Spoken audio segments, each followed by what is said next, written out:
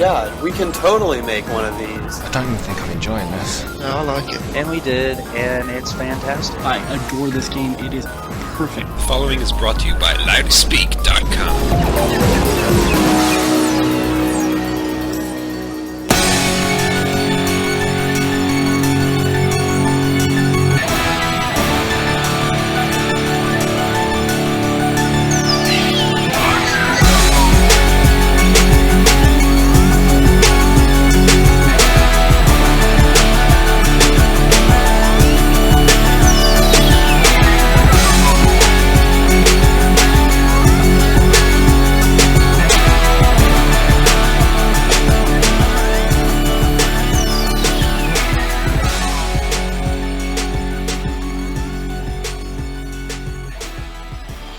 Episode 200 of the ChairShot Podcast is here, ladies and gentlemen. Yes, our much anticipated, much awaited milestone is here. 200 episodes, 4 years of this show, whatever that is. Of this thing we've been doing for a while. And what a show we have got lined up for you. There's going to be memories, there's going to be guests, there's going to be features, there's going to be retrospect. Oh no, there's not going to be any of that. And I didn't even watch wrestling this week. So if anything, after all those weeks of hyping it up, not only have I not done anything special, I haven't even done what is typically the bare minimum for this show, which is watch the shows that we're supposed to review. That's appropriate, though. Bare necessities. The simple bare necessities, they're calling scrambled eggs are dirty. Anyway. We're a coconut bra. It's a bare transvestite singing you a song tonight. Just the bare necessities of My life. finger is really sore. Listeners, here's some behind the scenes info for you. But when we were doing the show, no, not even doing the show. We're doing the show now. Before we were doing the show, I knocked over a glass and I cut my finger and it's all sore. Yeah. I don't know how Steve Austin did it. I remember when I was a kid.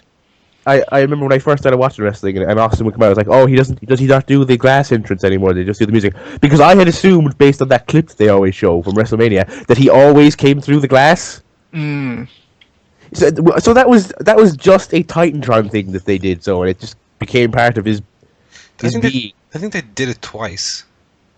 I think so, but it was always a special occasion. He didn't do it like on Raw, you know. They did it at WrestleMania 14, wasn't it? No, 13. 13 for the Bret Hart match. Yeah, and I think they did it at like the Survivor Series or before, possibly, or after. Survivor Series 97, maybe? Yeah. Possibly. So anyway, here we are. We are here. Yeah. I mean, We have at least all turned up, so... Yeah, that's good. We did that. Although to be fair, it's been a while since one of us has been missing, isn't it? I mean, when was the last time?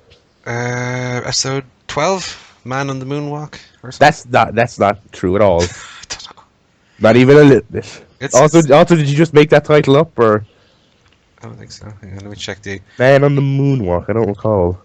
It's something. Oh, Moon Salt. Sorry. Hang on. Oh yeah, of course, yeah. Oh, It was the one where Buzz Aldrin was on Raw. Going, hello, fans of wrestling. Oh God! You remember that. know me. Wasn't that something about how he went on a big spiel about how Obama's got to keep supporting NASA, and they're in Canada or something, and the fans were just amused as the wise old man was lecturing them on space. That's like a weird, because you always assume that they get those guests on for cultural relevance, but Buzz Aldrin. He hasn't been to the moon in ages. Yeah. Anyway. Why don't they do a sequel to that? What? It's the moon thing. Moon 2? Yeah, moon. The moon episode 2. Yeah. It'll take them a while to get up to 200 like we have. Man. Okay, I've been not really paying attention to the first part of the episode, but I've now arrived. Here I am. What are we talking about? This will be a treat. 200. Okay, good. What do you mean you weren't paying attention? What have you been doing? I've been busy. I'm busy with stuff. I'm busy with stuff, mate. We're all busy with stuff. Barry cut his hand. Yeah. Joe kicked a tree or something, and I'm here as well. There we go. Mm. So, how do we make it to 200? Can we even explain? Oh well. Why have we not kicked the bucket yet? Why have we not given this? Yeah, I think recall a couple months ago we were thinking about cooling our jets a little bit on the show, but we were just like, nah, we'll keep going. Why not? I think we hit a hot Too streak. good. We had a few really good episodes in our opinion. Oh, a few over the course of 200, yeah. No, but I mean lately since we decided that we are going to wind it in. Yeah. I think something as well is that Raw has become exponentially more exciting, given that all the matches are good on it now. Yeah. I think it makes it a bit easier to watch. It has proved a lot. It doesn't kill my enthusiasm to talk about it when I'm actually enjoying the product. I mean, fair enough, sometimes the storylines... What's actually happened is the storylines are as bad, but actually the wrestling's really good now, so you don't mind watching it. Yeah. And the, I mean, you know, another thing as well is I think we're more likely to do the show and enjoy it and engage with it because we've increased the discussion of the really interesting things, our lives, you know. Yeah. Toned down the wrestling, you know what I mean? So. Yeah, the movies we've watched and things we've seen in supermarkets, that kind of thing. Yeah. The big stuff. Yeah. Yeah. Mother's Day tomorrow, by the way. Here in Yep. the old British Isles. Oh yeah. When's American Mother's Day? Oh, May, next isn't month, it? isn't it? Yeah. Madness. Why do they have a different day? Is it like Army Veteran in Airplane Day in America or something? Not to get on my political soapbox, Paul, but the reason it's probably on separate days is that it's one of those made-up holidays, and thus the card companies here and the card companies there are two separate entities, and thus they came to two separate conclusions on why on when they should be held based on whatever reasons they did. Whereas, I mean, Valentine's Day is a shitty, fucking, stupid holiday anyway. But I think Saint Valentine is at least an actual person. I'm sure there's a historical significance to Mothers don't really exist. No, but what I'm saying is I'm sure Saint Valentine did something on the 14th of February some year long ago, Gave and a that's woman why. a gift or something. And that's why it's a day across the world. Whereas Mother's Day is just like fucking Whatever. I don't know who makes cards over here. Who are the card people? Clinton's. Clinton's was just like, he will do it in March, and then over in America, good old America Card Company, I believe they're called, said we'll do it in May. So yeah, hope you all got your mother something though, because I tell you what, they don't like it when you give them the speech about how it's a made up holiday and don't buy into it, man. I got you nothing. An old favourite as well used to be, well, when's Son's Day? Yeah, It's when's wife tomorrow. 3 months? Son's Day. Saturday. Yeah. Oh, I'm joking here on my cold pizza. So, did we all have good weeks anyway, leading up to this momentous episode? Sorry. Yes. Well, Yep. well, elaborate. Okay, well, as discussed, the one trail I did for last week's show said I was going to have an intense week of studies and such to finish up and submit my final year project, which I did yesterday. It's not the end of the semester yet. I still have a bunch of work to do, so it's not like I can really go on this big spiel about, I'm done with college now, let's reflect. But it's a big, pretty significant piece of work that I have finished up and submitted and will never have to do again. Well, until you get a job. Well, yeah, but even then, it's like it's this big. It's like, so obviously being a journalism student, it was a journalism piece I had to write, but there's also all this very academic university style presentation to it, and doing up a little reference. Do you have to do like a diary of your? Yeah, I had to do a reflective essay, which was basically composed. Oh God, what a load of shit that is. Yeah, just like, this is what I learned from this, and this is what, this didn't come together, but I learned from it, and that was 2,000 words, for Christ's sake. I had to do, a reference list, and I also had to include portfolio work that I've done outside of college and all this jazz. A lot of effort going into actually putting it together. I had to do some design pages. Some of the thing we learned at the course is how to actually lay out a newspaper page or a magazine page. So yeah, I got all that done. Spent the day in the pub yesterday celebrating the usual crack, fun and games. I did make sure to buy my Mother's Day's gift before I went out. So that I didn't come to her tomorrow with a handmade card saying, sorry, I drank your money, your gift money yesterday. But yeah, it's a certain sort of milestone in my academic career. Glad it's over with. And that was the crux of my week, honestly, doing that. As I said, I wasn't exaggerating. I've watched absolutely nothing. I watched about a half hour of Raw, sort of match and the Shield match, and that was it. So I haven't seen much wrestling, or much telly, or much anything. So I don't know what I'm going to talk about on this week's show.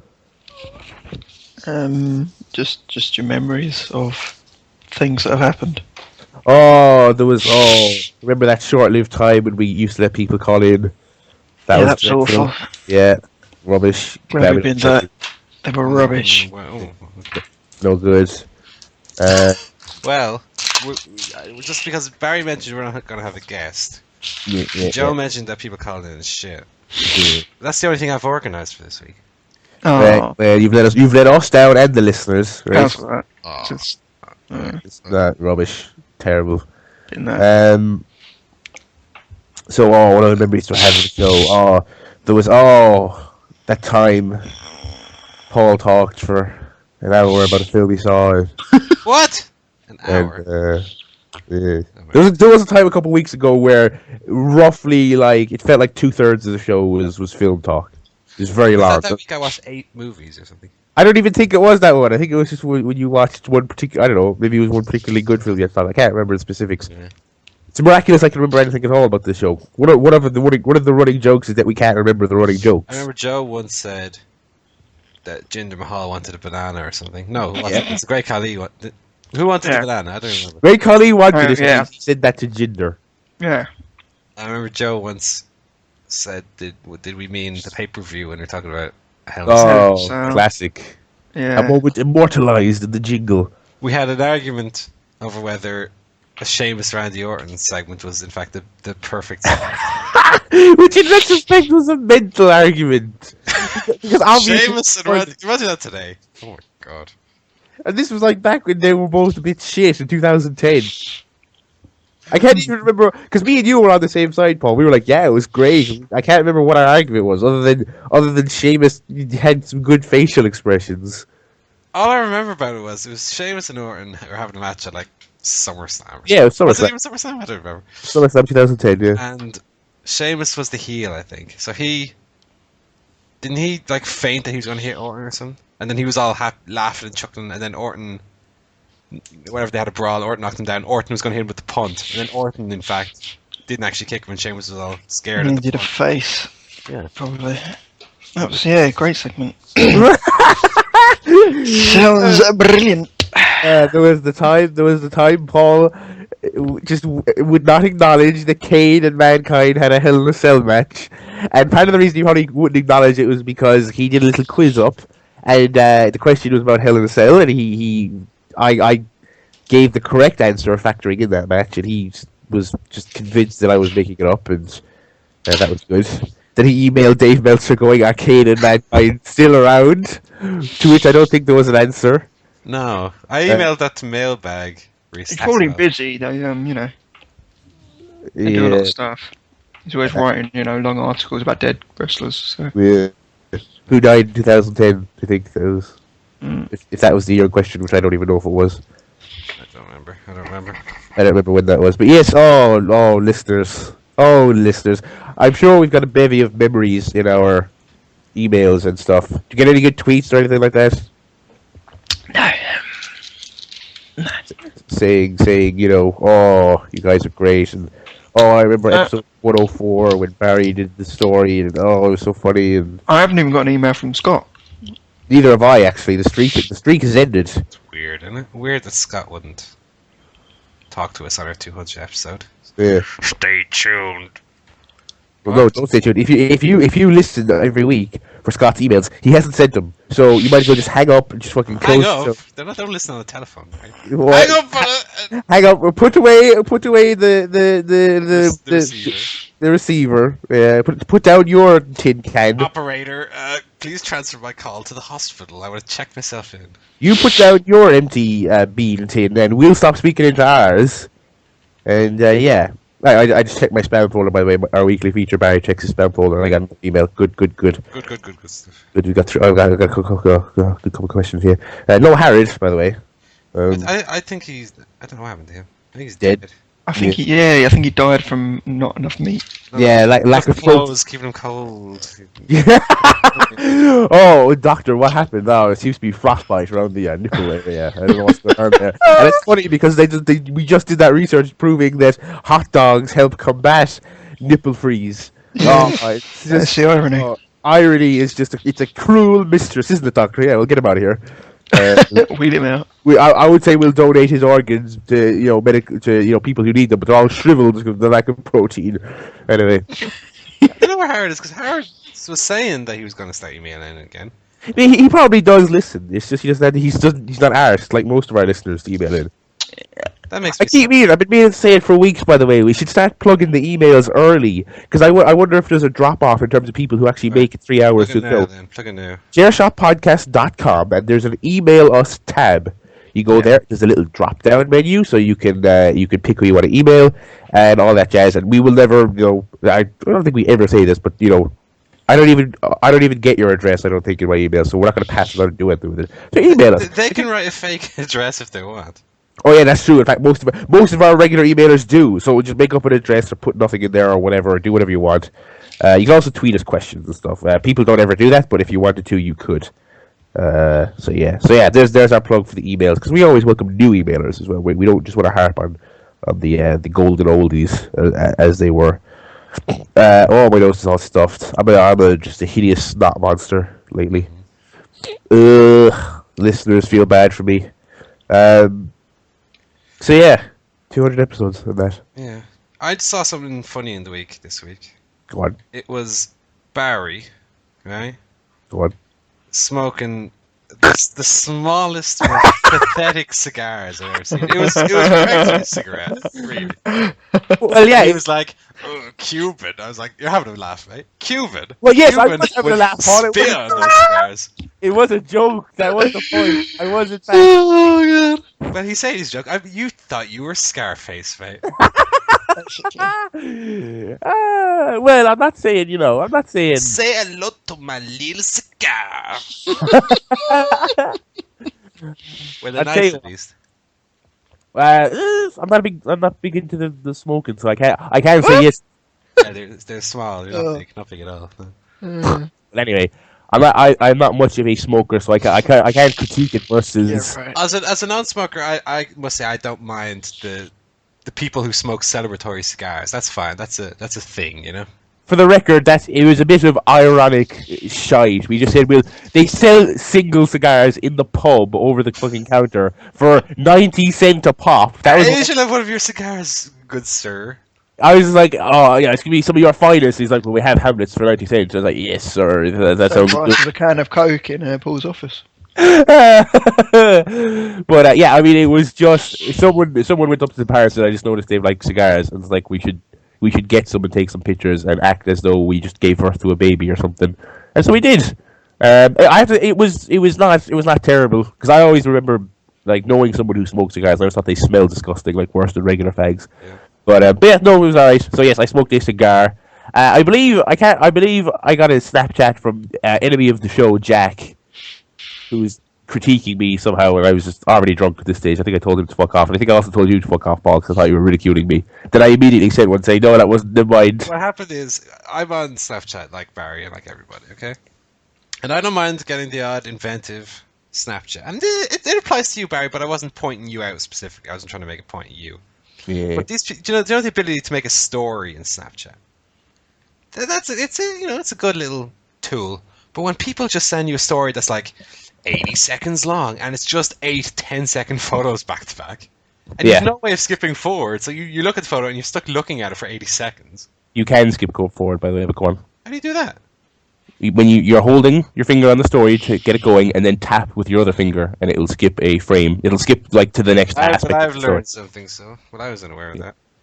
But anyway, but I get your point. People who send pictures to everyone in their contacts and also put it as the story. First of all, people who use Snapchat as Instagram, no, stop taking pictures of your everyday life with your Snapchat. Try and do something remote. Have a point to it that makes it different from that. You know what I mean? It's the whole point of Snapchat is that they disappear. You're supposed to be funny or creative or whatever. You know. Exactly. Like I just watched Barry serenade a slice of pizza. Yes. For example. Cutting Edge. Give that a watch. It's good. Give that a watch. I'll pop that up on Vine or something. Actually, I ate the pizza now, so I can't. Oh no, I still have one like cold slice here left that I haven't eaten, so that's good. I'll replicate that publicly. Cold slice, Steve Austin. Um. Apparently it's Earth Hour right now. You're supposed to turn all your electric off. Oh, are we? That must be why we didn't get any emails. Oh yeah. If you're Yeah. on- oh shit. Must be it, that must be I mean, I was watching some YouTube on my PS3 before I did the show, and I paused it to do the show, and it's just sitting there on pause for the last half an hour, not being watched. I could turn it off, but then I'd lose my place in the video, mate. What do I, why should I have to stuff with the Earth is, Yeah. Anyway, What are you watching, brother? some Let's Plays on YouTube. Nothing important. Nothing that I have to watch. But yeah, I'll keep it on there just in the background. It's good, isn't it? Good to have that in the background. Keep me sort of interested when I'm doing nothing else at my Saturday. Okay. I'm not watching it right now. It's paused, but yeah. So that was my week. My week was spent working and then smoking cigars and drinking copious amounts of alcohol. Cool. That was good. That was good. What about yourself, Joe? Just been working. Busy man? Yeah, quite busy this week, but I'm off Monday, so This Monday? this Monday and next Monday. Well, I've next Monday off too. Weird, isn't it, that we're taking Monday off on the same day? That's a coincidence. Meeting up again, are you? What? Meeting up again, are you? In New Orleans. In New Orleans, Don't yeah. Don't say too much. New Orleans. Do you know what? New Orleans. The big sleazy. After months and months, I only found out that NOLA, what people have been saying NOLA in the wrestling world, they mean New Orleans, Louisiana. I was completely unaware.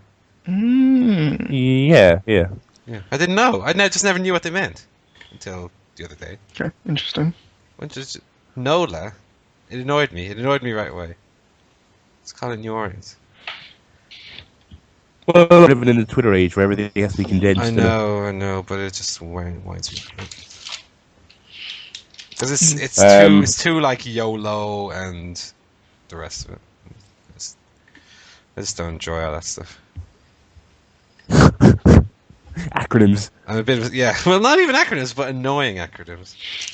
Fair enough. Well, yeah. But we were talking to Joe about his work week. Yeah. What about you? Any weirdo shit up to your new office space yet? No, I've just been training people, getting them ready for work. That's my job now. Telling people how to tell people. He's like the David Moyes of HP. I'm struggling. They're flying a plane over HP today. Going, get around. Paul out. No, I'm enjoying my work. I had a quite busy week.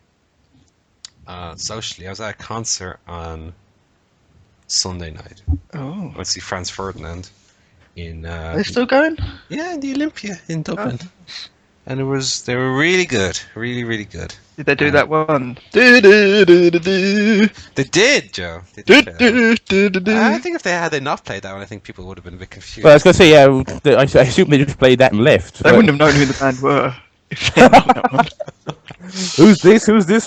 person? Oh, hang on. He's a Do, band do, now. do, do, do. Oh, it's yeah. Do, do, do, Those do. ones. No, it was really, really good. I really like Franz Ferdinand anyway. And Oh, it's those guys. Oh, get the car. no, it was a really good concert. It was really, really good. Were they warming Yeah. up for Garth Brooks? Actually, the support band we showed up like 10 minutes into the support band's act. That's music, whatever you want to call it. It's their set.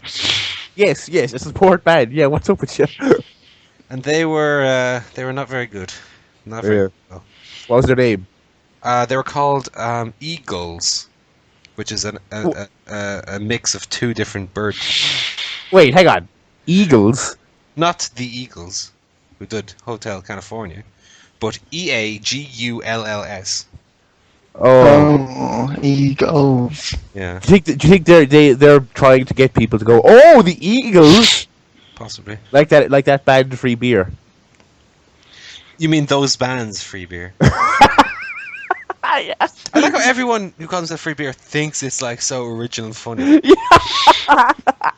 Although I think I said on the show before that I did once fall for that, like 2 years ago. There was a lady. Where did I go? There was a lady on campus, like a promotions girl for one of the on-campus pubs, giving out little fucking cards, and they said free beer, and it's oftentimes there are people giving out concessions or tokens on campus. So I was like, oh, free beer, cool. And then it's like 20 minutes later, I was saying to someone, "Did you see that girl handing out the free beer things?" And they all rolled their eyes. He goes, "Yeah, whatever." I was like, "What do you mean?" And I took it out and I showed her. I was like, "Oh wait." So never mind. No. I wasn't saying anything. So that's talking about whatever you're talking about. That's embarrassing. Yeah. That's embarrassing, which is our new feature, and I just did it. So tune in next week for another one of them. Nice. So yeah, I went to see Franz Ferdinand on Sunday night, and they were really good. Give that a 9 out of 10, right? Wonder what Joe would rate it if he saw it. I got a T-shirt, and I got a live album they were selling, so that was good. Got some merch. Support the lads, you know. Yeah. I also supported them with the money that I paid to go. Yeah. You know, if you like something, why not? Grab a T-shirt. I was trying to get a T-shirt when I got to it. Because they're horrendously overpriced. A T-shirt was like €25. That's grand. Really? It's cheaper than the WWE shirt I got at that one Yeah, show. but the ticket was also a quarter of the price of a WWE ticket. Wait, how much did you pay to see him? Like 20 quid. That's not a quarter of it. I could get a It's paying WWE. 80 quid for WWE. Yeah, I could get. In fact, I think when I went to WWE 2 years ago, I paid like 20 or 25 quid. And I had really good seats. Okay. Well, they were far away, but I could see everything. Well, I'll be going to the WWE show, by the way. Will you? Yeah. When? In May. I might have to go. There's a lot of tickets still on the go, so that's going to pick up one of the cheap ones. Of course there is. Yeah. I don't know if I'll have the money. Maybe. The cheaper seats are like 33 euro or something. So. Yeah, that's what I paid. Like, yeah, I'll have a word and I'll see if I can get people to go. Because I got one person to go last time, and other people found out like, oh, we would have gone if you told us. I was like, well, I knew the guy who came with me was a wrestling fan, and they were like, yeah, but we'd go to it if it's in town. And I was like, okay, cool. So I'll, you never know, we might cross paths. We'll do our own cool video CSP thing. We can do a little vox pop outside the wrestling event. You can just ask all the freaks for their opinions about things. To be fair, there wasn't that many freaks the last time I went. It was mainly just little kids that cared. Yeah. A lot of mabs there in John Cena gear, which is pretty funny. God. I saw a few movies this week as well. Oh, I bet you did. Saw Rushmore last night. What's that? Rushmore is an early Wes Anderson movie starring Bill Murray, Jason Schwartzman. Is it only Wes Anderson films allowed in your house, or? No, Right. that's just what we happened to watch. I didn't watch any of the previous week. I'd watched being John Malkovich. Oh yeah. Oh, I watched Out Cheating as well. Anyway, Rushmore was quite good. It's the kind of movie that if it was made now, it would have Jesse Eisenberg in it. And I would just hate it, because I don't like Jesse Eisenberg at all. But Jason Schwartzman's really good. Yeah. So sort of a coming of age, accept who you are deal. Yeah. And Bill Murray was really good in it. Schwartzman was great. It was really good. It was really good. I wouldn't rank it among my favorite of that director's films, but certainly enjoyable. And if anyone, it's only an hour and a half. It's quite short. So if anyone has an hour and a half to burn, you could do worse than see Rushmore. Yeah. I wouldn't even say it's that weird. Like Wes Anderson's films have a tendency to be a bit strange, but it was pretty straightforward. It was really good. Mm-hmm. I watched just today Captain America 2, The Winter Soldier, Why? which we saw in the cinema because it's out. Oh yeah. Okay. Good reason. I didn't. It was more my brother wanted to see it, so I was like, yeah, I'll go along and get some popcorn and all that. If a movie happens to be on, so be it. Yeah. Yeah. It was fun. I didn't really like the first Captain America. I thought it was even for a superhero movie, I thought it was very dull, very dry. But this one was quite fun. It had because it had some spillover from Avengers. It had Scarlett Johansson in it. And Who's the bad guy? Well, that would be a spoiler, Joe. I couldn't possibly reveal that. Is it the Winter Soldier? Yes. Okay. But it's not. Well, how much of a spoiler is it really when you consider there's a certain amount of people who are known to fight Captain America. I don't see the Captain America. Well, if you have either of you seen Iron Man 3? Nope. Not yet. Right. Well, I won't spoil that one either. But it's sort of. it's sort of a thing where the bad guy who you think is the bad guy might necessarily not be the bad guy, so to speak. Wait, so you're saying it's secretly Captain America? Turns out he's actually Captain Germany. It's weird to me that Captain America is a thing that A is still happening and B is enjoyed in 2014 because it's such a, it's like something the Simpsons would do to parody superheroes. Captain America. Well, Captain America was created at a time when, God, didn't he used to like fight Hitler back in the day? He was literally invented at a time where Captain America was. He's a callback to the era when all the comic book characters, all of them were all fighting Hitler. Yeah. And I think he was invented to fight Hitler, and but Americans, they love that shit. They love the fucking superhero who's all about American pride and all that shit. And fucking surprised his shield isn't called the fucking shield of the First Amendment or some shit. He beats the shit out of someone who wants to censor people.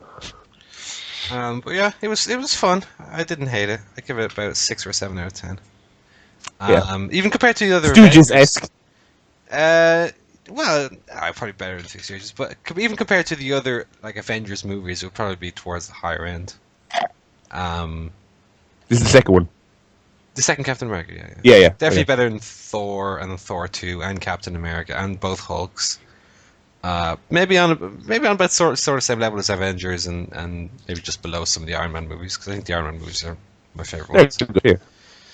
But yeah, better than I thought it was going to be. Better than it had any right to be. It was fun. It was sort of similar to Avengers, even in terms of story and everything. It was a little Avenger. It was probably the non-Avengers movie most closely resembling the Avengers. So I don't know if that's bad for Barry, but it was fun. It was fun enough. It was fun enough. Yeah, we'll see. It had some aspects that I don't like. Like when you have a movie set in modern times, no matter if it's comic book or high governmental spies and stuff, when they have technology that does not exist or could not exist today, it really winds me up because it takes you out of it because it's not set in the future. Like people who have digital masks on, basically. So it's one character and they go blip blip blip on their arm and their face changes. It's like that doesn't happen in 2014. People don't have that. Yeah, I thought that was stupid. And then also, you wouldn't like Metal Gear Solid. I don't think. It's a video game. That's probably make allowances. Games are set in the 80s and they have all that preposterous technology. Right. And then finally, I saw Scooby-Doo WrestleMania Mystery. You actually watched it? Wow. Yeah. It was awful. Really? Yeah. Why? It was like really offensively stupid. I mean, it's joking. It's not even one of those ones that is for kids but adults can enjoy. It is just purely. It's really stupid. It's like really, really dumb. And it portrays wrestling as real. I mean, I knew that. I knew that going into it. Yeah. What do you think they're going to do? They're going. It's like it's going to be this gritty, fucking hard-hitting thing. Observer style. Scooby, fucking, they go backstage and just fucking John Cena's shooting up, and Scooby's like, "Oh!" They pull off the janitor's mask. And it's the ghost of Benoit, and it's Hunico. No, but even within the rules of the wrestling world, I thought it was dumb. It was dumb, and just the mystery even itself isn't very interesting. And I'm not really because it's Scooby-Doo. You figured it out straight away. No, you didn't figure it out straight away. The problem is that it's one that doesn't really make a lot of sense. So you go, oh, okay, that's who it was. Grand. But yeah, I mean, it doesn't even follow the rules of wrestling, where they have. Oh God, there's gonna be a Lance Storm criticism of John Cena was on the ropes and the referee wasn't counting to 5. No, spoilers. And I know, and Hanna-Barbera, I know he might not be a wrestling fan, but he could have bothered looking up the rules. Well, spoiler alert here for people who are worried about spoilers about Scooby-Doo WrestleMania Mystery. But what happens eventually is Scooby-Doo, right, is framed for having stolen the WWE title, which it is claimed is worth millions. Okay, I'm sure it isn't. So it never. He's framed for having stolen the belt. Okay, and to prove his innocence, he has to wrestle Kane. Himself and Shaggy have to wrestle Kane in the opening match of WrestleMania. Right? Yeah. which WrestleMania is in WWC, which is a city. That's convenient. Which is a city which contains about 6 wrestlers, those who bother to do voices for it. None of the other wrestlers are in it. So anyway, Scooby and Shaggy are fighting Kane. And then the Ghost Bear shows up, right? What? Yeah. Just go along with it. The Ghost Bear shows up. It's announced as they're coming to the ring that the match with Kane is a last man standing match, right? When the bear comes out, the cage comes down. That was just there, okay? And the match just becomes a cage match out of nowhere. Yeah. And then Scooby-Doo does a move on the bear, right? Yeah. And despite it being first the last man standing match and then a cage match, with Kane, he does a move on the bear and is thus declared the WWE champion. Himself and Shaggy become dual champions. And then they reveal who the bad guy is. You're like, oh, okay. So, thanks for joining us for episode 200, lads. We really appreciate your critique of the rules of the Scooby-Doo WrestleMania. Very insightful as always. You can follow him at Landstorm on Twitter. Not at Landstorm. Not at Landstorm. It was a shitty movie, like, folks. Sorry. Yeah, it's really shitty. This is just... It was too dumb. It was too dumb. Okay. And Triple H his body was too muscly. Ready. Trying to think of any redeeming features that were like any funny moments or anything good in it. No, can't think of any. No, it was really, really, really, really, really bad, and it's very long for Scooby-Doo as well. It was like an hour and a half. Well, it's a film. It wasn't any good. Not even in a watch it because it's so bad and it's wrestling. Don't watch it. Don't watch it at all. Yeah, okay. It Yeah, was awful. Scooby-Doo WrestleMania skewered. Yeah. Sin Cara, he doesn't speak. Yeah, well, I could tell from Raw that they're building up that tag team. He's still credited though as Sin Cara as himself, even though he doesn't speak. So I don't know what he's done exactly. Because he doesn't do anything. Well, he gave his likeness. But his likeness, it's just a mask. Yeah. Do you have the tattoo? No. It was this was made. I mean, it must have been made 2 years ago. Brodus Clay, by the way, only has lines that contain the word funk. So everything is, ooh, that was funky. Oh, funkalicious. Oh, yeah. Funky. Yeah. Is he the funk equivalent to Schwarzenegger's Mr. Freeze? Yes, very much so. Funk to see you. Very much so. Yeah, I didn't like it. I didn't like it. Not even in a so bad it's good way. I just didn't enjoy it. It was bad, and there was too many non-wrestlers in it. Given that it was set in WWE City, and there wasn't enough wrestlers in it. Like who? What do you mean non-wrestlers? I mean, they had just made-up characters that aren't wrestlers in it. That are neither wrestlers nor Scooby-Doo cast members. It was just like, Ruben. Here's Ruben, the wrestler in training. Oh, from Developmental, yeah, Ruben. Ruben, yeah. He used to be Chris Hero, I think. Ruben and his dad, Cookie, not the one from TNA. Oh yeah, I was gonna say, did you get her tits out or? No, the only tits in this case were the writers. And you for watching it. Well, I said I was going to watch it, so I did. Oh yeah, good reason. Can't Be a Wrestling Podcast, a review of the latest and greatest wrestling release. Yeah. I don't mean Sin Cara. And Scooby Doo. So. Yeah, it was really bad. So the best movie of the week was Rushmore. Hotly contested. Well, what do you watch this week, Barry? I don't know why, but I found myself watching 24 this week. Ugh. Don't Well, you can't do that. I tried to get into 24. I just didn't enjoy it. Did that make more sense than Scooby-Doo? It had its moments. So I watched. Just one last thing. If you're watching Scooby-Doo, waiting for the hood to come off and it to be Vince McMahon, him to go, "It was me, Austin," you'll be very disappointed with the fact it's not Vince. Oh yeah, why didn't they put in that joke that like took place before the target audience was born? Oh come on, everybody knows that reference. No, they don't. They actually, there is a higher power reference in it. Oh, Scooby, it's the Higher Power. Yeah, no, Scooby and Shaggy meet Vince McMahon, and they're going, "It's Mr. McMahon, it's Vinnie Mac, it's the CEO, the chairman of the board, the higher power."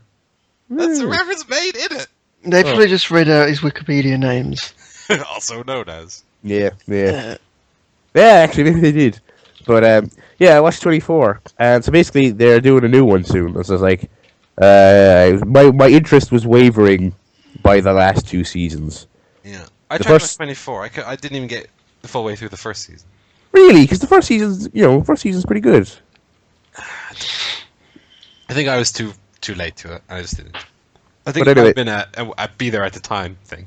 Really, I don't really think it was. I mean, if you didn't think it was good, fair enough, I wouldn't dispute it because I kind of realized watching it back that it's not all as cracked up to be. But the thing is, so season 7, it's funny because I was a diehard 24 fan, but I didn't even watch season 8 to its conclusion when it aired. Like I was so kind of withered of the formula that I gave up halfway through. That's pretty mad. That's like, considering how big a fan I was at the time.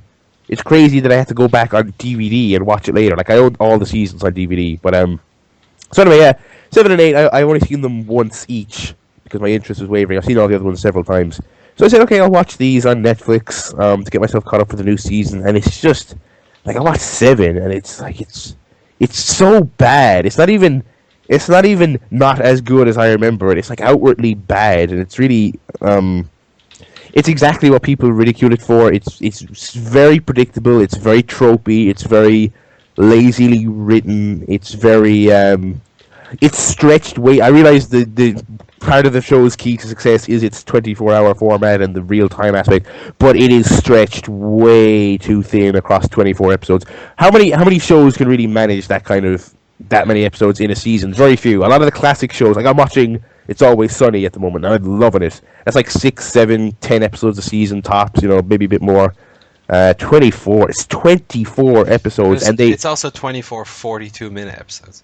Yeah, It's exactly. even longer, So it's like not only are there like at first when I was watching it, it's it's kind of pulpy at times and it's kind of enjoyably silly. There's a lot of people who are about to give up vital information who get sniped in the chest from an unseen location right before they can cough up what they know, and it's almost enjoyable in an ironic kind of way, but across the 24 episodes they start repeating back on themselves. So it's not just running jokes across seasons, it's like they repeat on themselves within one season several times, and it gets to the point where it just feels very copy and paste, very lazy.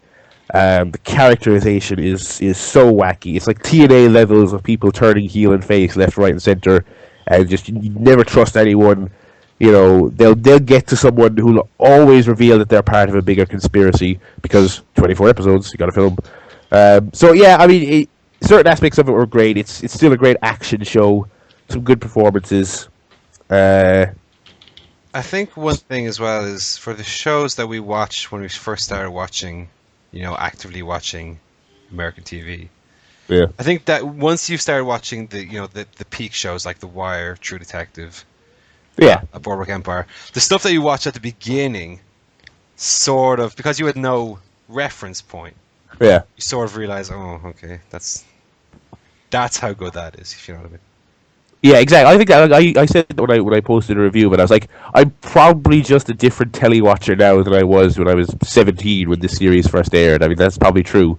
But but one thing I will say is that even though I was getting quite annoyed with it and I was really disappointed to watch back on it and have it not be that good, I must say it's still quite addictive Netflix watching. It's a textbook Netflix show where you kind of sit down, and if you can get sucked in by it, it's a mile a minute, very intense show. There's always a cliffhanger. It's I don't know. It's something about it is still very engaging. I finished 7 and I started watching season 8. Season 8 is actually much better than I remember it. It's much more interesting.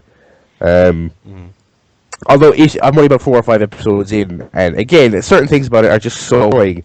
They have a new set for the counter-terrorist unit, which is what the show is based on. It's their kind of version of the special ops or whatever who fight terrorists, and it's just absurdly space agey and bizarre looking. Like, I don't know what they were going for. Like, it's set in present day. It's supposed to be some kind of futuristic, sci-fi TV show, but the base of operations looks preposterous, and some of the characterization is weird, but it's okay. So yeah, I mean, it's 24. I'd be interested to hear what the listeners have to say about 24, because it's very addictive. It's almost trashy watching, but I don't want to go that far. But it's weird. That is basically all I've watched this week in my spare time. So yeah, Cool. I have to catch up on Archer soon. I really have to do that. Well, let's go to our guest segment then this week. Ooh, Let's is move it on. Arnold? Is it who? Arnold. It is Arnold. Here I am. I went to lunch there for a second. What's the matter, Richter? CIA got you pushing too many pencils. Uh, Huh? uh, Huh? yeah. Put the cookie down now. Okay, we got Scott here. Cider. Cider. Well, You got a 33% chance of making it to episode 300. so we have Scott here as our guest, our first guest on the show in a while. Probably since episode 100. Did we do any after 100? I mean, it depends on what you mean by guest, because we used to take callers in, but we won't label That's what Scott I mean. a caller. We'll call him a guest. We've never had an actual guest on the show. Someone we invite on, just fucking people just fucking call. Yeah. How are you, Scott? Technically, our first guest. Doing pretty good. You're doing well.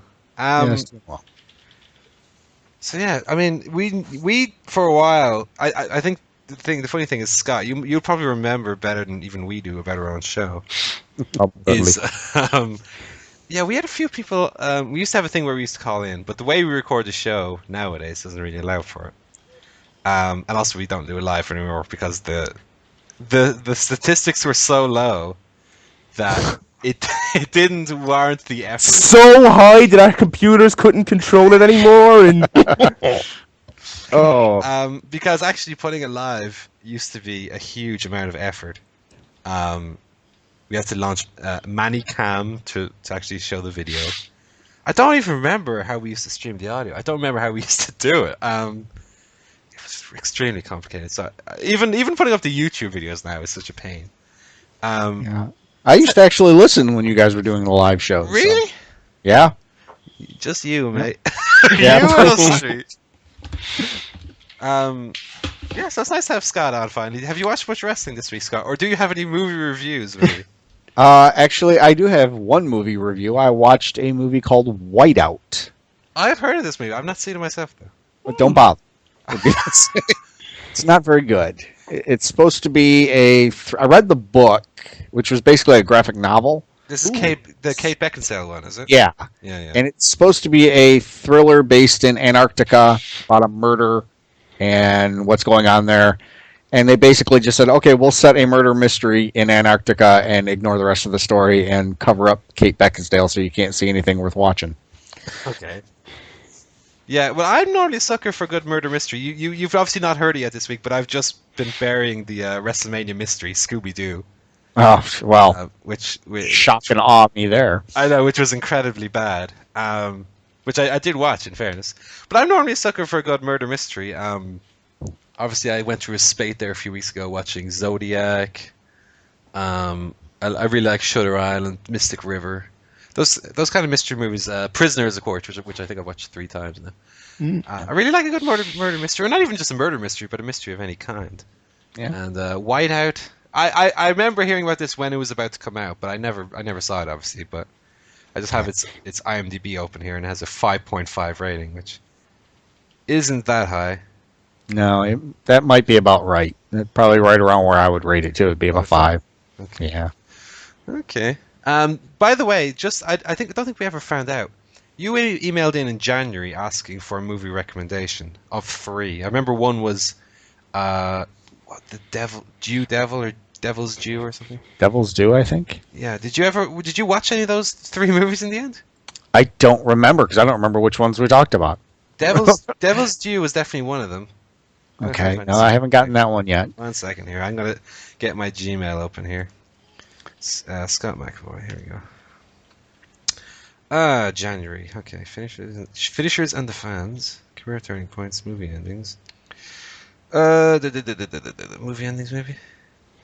No, I'm starting to feel the alcohol. We need to get a drink. Hang on. January movies. I have it here. Okay. Jack Ryan, Shadow Recruit. Did you watch that, Scott? Nope. No.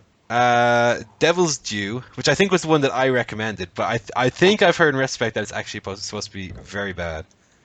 Yeah, I know that one's in my Netflix queue. I know that much. That's got a 3.9 on IMDb. Oh boy. And I, Frankenstein, with Aaron Eckhart, which has Oh dear. a 5.3. Ooh, Yeah, that's a another problem. one that I think I was going to go see in the theater and went, that Yeah, changes my mind looking at it. That looks Jack bad. Ryan actually has the highest rating with a 6.5. All right, I'll throw that one in my Netflix queue too. But as then, far as IMDb reviews go, I saw the new Captain America movie today, and it had an 8.4 on IMDb. What? Which Okay. would put it among the best movies of all time. That's after 12,000 votes. I gave it a 7 out of 10 myself. That's because people love that fucking superhero piss. It's just, they love it. It was a good movie. Whatever. Actually, I was talking to a guy from work who is a good friend of mine. He's actually a bisexual gentleman, and he had seen A Captain. bisexual witch doctor. Go on. No, this isn't Mama, by the way. It's another guy, and he was talking about that he had really liked Captain America, not because it was a good movie, but because Chris Evans is apparently an attractive man. And watching this, I can sort of see it. I can see it. In a straight way, I can admire Chris Evans as a. What are you 12 in a straight way? I'm not gay. Chris Evans is a good-looking man. He's no Downey Jr. Let's not go crazy here, but it was a good little movie. So anyway, Whiteout not recommended, Scott. No. No, I would say give it a pass. At the best, I would say give it a rental if you're got nothing better to do. Do people still rent movies? Yeah, I was gonna say. Netflix. Is there a rental place near you, Scott, that you use? Or? There actually is one little mom and pop shop still available. Oh wow. Oh. We have in our town here. We used to have and it's an Irish equivalent of Blockbusters, basically called Extravision, and it has become so such a small brand now. What used to be a shop is now a tiny like kiosk located in a supermarket. Yeah, come to think about it, we do have something called Redbox, which is basically a box of movies outside of a store. Yeah, that's what where it you is. can Yeah. swipe your credit card and get it. And then we do have one major chain left. It's called Family Video. Okay. I'd forgotten about them, where if you rent an adult movie, they let you, or not an adult film, but one that's meant for the parents, you can get a kids movie for free. All right. I actually didn't buy. This is the first time in a few weeks I went into our HMV here, our Blu-ray and DVD shop in the shopping center, and I didn't buy any movies today. There was none that caught my eye. Apparently, Frozen was out, but they didn't have it, and I don't think I would have bought Frozen anyway. Well, I want to see that. That "Let It Go" song has been stuck in my head all week. So yeah, I didn't buy any movies this week. I have to save up to pay for that WWE show in May anyway. So That $80. well, this is the thing. Every house show that I've gone to, I've bought the expensive seats and been in like the first row, the second row at ringside. Hmm. But this time, because I'm trying to get some people up to go, this will be my first house show since like 2009. I don't want to pay whatever, the equivalent of $100 for a seat. I want to get the cheapest ones. I don't mind if I'm sat far away, just go for the show. So yeah, I need to not spend so much money on films that I don't watch. Because that is a weakness of mine. Just total consumerism. Just fuck it, I'll buy every movie you got. Show me. Basically like those guys on the YouTube with the big WWE video collections. Yeah, except far be it for me to say, but I would generally consider a collection of the finest movies ever made to be a little bit more classy than. Well, No, if you never watched Never. them, I watched some is of it it. any better? Yeah, but it's because I have the option to watch it. That's what it's about. Just wait until No, Joe it doesn't starts even make discovering the Steam sense. sales. Yeah. fucking have the option to watch these things, which I actively tell people I don't watch because it's pointless. What do you mean? You're always saying that what's the point of buying a DVD? No, but film is good. Oh, I'm not nothing getting into better. it. I'm not getting into this again. There's Not nothing on better episode than 200. sticking on a Blu-ray on your Yeah. Blu-ray player and sitting. Because what I have here is this like the ultimate laziness here. In my bedroom, I have Catheter. the big telly, the big television. So we'll stick a Blu-ray on. I have a in my bedroom. I have a little armchair as well. And yeah, friends over watch movies. I'll be in my bed watching the movie. There's nothing better. Actually, by the way, something I didn't bring up earlier in the show was I broke the handle off my bedroom window this week. So now I can't close my window because Why? How did you do that? it just came off in my hand. I don't know. It just came off. And now, because you're trying to close from the inside and I'm on the second floor, unless you're pushing it from the outside, there's no way to close it because your finger's always in the way when you're trying to pull it closed, since there's no handle on it. So my room's always really cold. Like the summer can't come quickly enough. So anyway, Scott, we believe you have something prepared for us since we didn't prepare anything ourselves. I do. I have, as you pointed out, I've been listening quite a while, and I've been enjoying your show for quite a When while. did you start, by the way? Start listening. When did I start? Yeah. I'm going to say, I don't have the exact episode, but I'm going to say somewhere in the 70s. Okay, so you've been through the era of unlistenable shows. Yeah, I used to listen when Barry sounded like he was talking through his scuba mask while being underwater. Yeah. And, the best one. It's actually a shame because there's some good stuff on there. But I mean, if it was me, for example, a lot of the time when we have something to do with our show, my excuse, whether it's if the show is too long or the quality wasn't good enough, my argument is always, well, fuck it, I don't listen to it, so I don't care. In fact, you and I had to talk about the fact that I actually listened to the most recent unlistenable episode. Oh, that's incredible. Made it through the entire thing. That was so bad. We had to put out an episode the day after to make up for it. Yep. Well, after you just did. Well, I felt guilty about it because We sort of had to. yeah. That was Brock. We call that Brock Lesnar or something. I remember the artwork for it. But since you guys are famous or infamous, either way you want to look at it, for not remembering anything you've said once the episode is over, Yeah. I actually dug through the last year's worth of episodes Wow. and came up with some of my favorite quips and quotes, and I want to see if you guys can pick out who said them. Oh wow, Okay. this is gonna be good. Yeah, so I was gonna say I gotta pull something up to keep score real quick because I don't have any. Unless one of you guys wants to keep score. You can get a notepad file or something on your. Just count on Unless your you're on one of fingers. them Mac computers, which I don't know how they work. So. Nope, I've got a PC, so. Oh, by the way, just before you start, Scott, I had a Sure. really bad scare this morning because I was on my computer. I just turned the computer on. Was he watching Scooby Doo? Ghost! The ghost bear! Zoinks!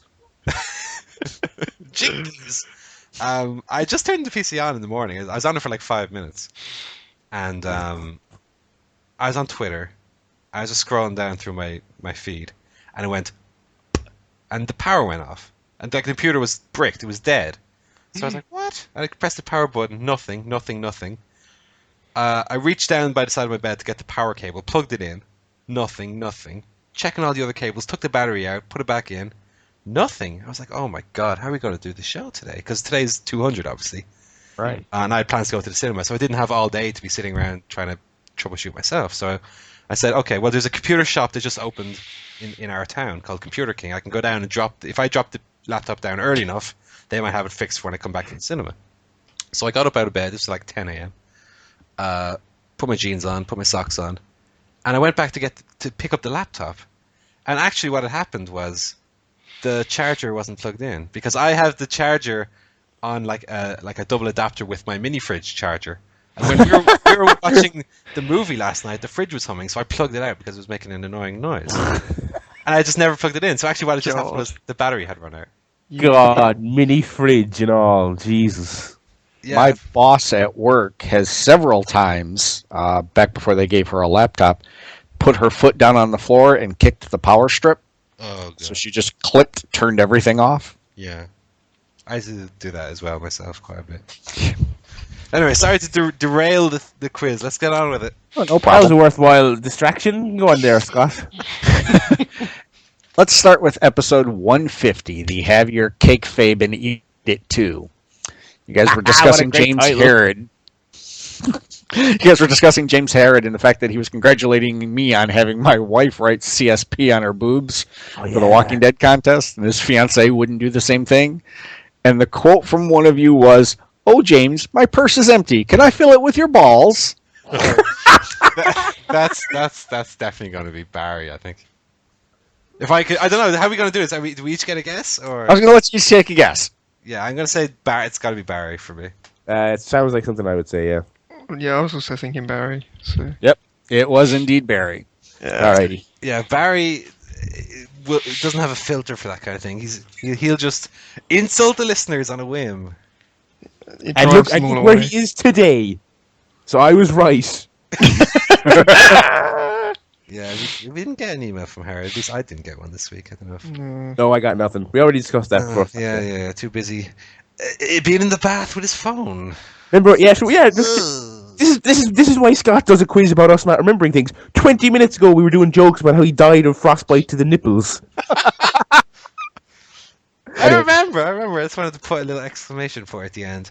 How disappointed I am. Anyway, go on there, Scott. Okay, in episode 166, Curb Stomp. By the way, in that episode, whatever happened to Ellie the Mailer? Remember Ellie? She used to email into the show. Yeah, Ellie. Yeah, I remember Ellie. I wonder whatever happened to her. She stopped emailing you guys. Yeah, she's also dead. She's Yeah, also she- dead too? Yeah. Okay. Long gone. We used to have an emailer called Jason as well, I think. Yeah. Yeah. I think he was one of the ones who touched base with us not long ago saying I'm still alive. I just, Okay. Anyway, go on, Scott. She emailed into you guys and said, what do I do? How do I make Colt Cabana my best friend? And one of you replied, give him money and buy him a bagel. God. Well, it sounds racist. So was it Paul? No. I'm going to say Paul. I am going to say Joe. Well, Paul would be correct. That was Joe. Yeah. Hey! Oh. That's a shame. Because Joe is the true racist. I only use racism under the umbrella of heavy irony. Joe is a member of the EDF, or whatever that's called. GDL. F! EDF is a French electric company. The English Defence Force.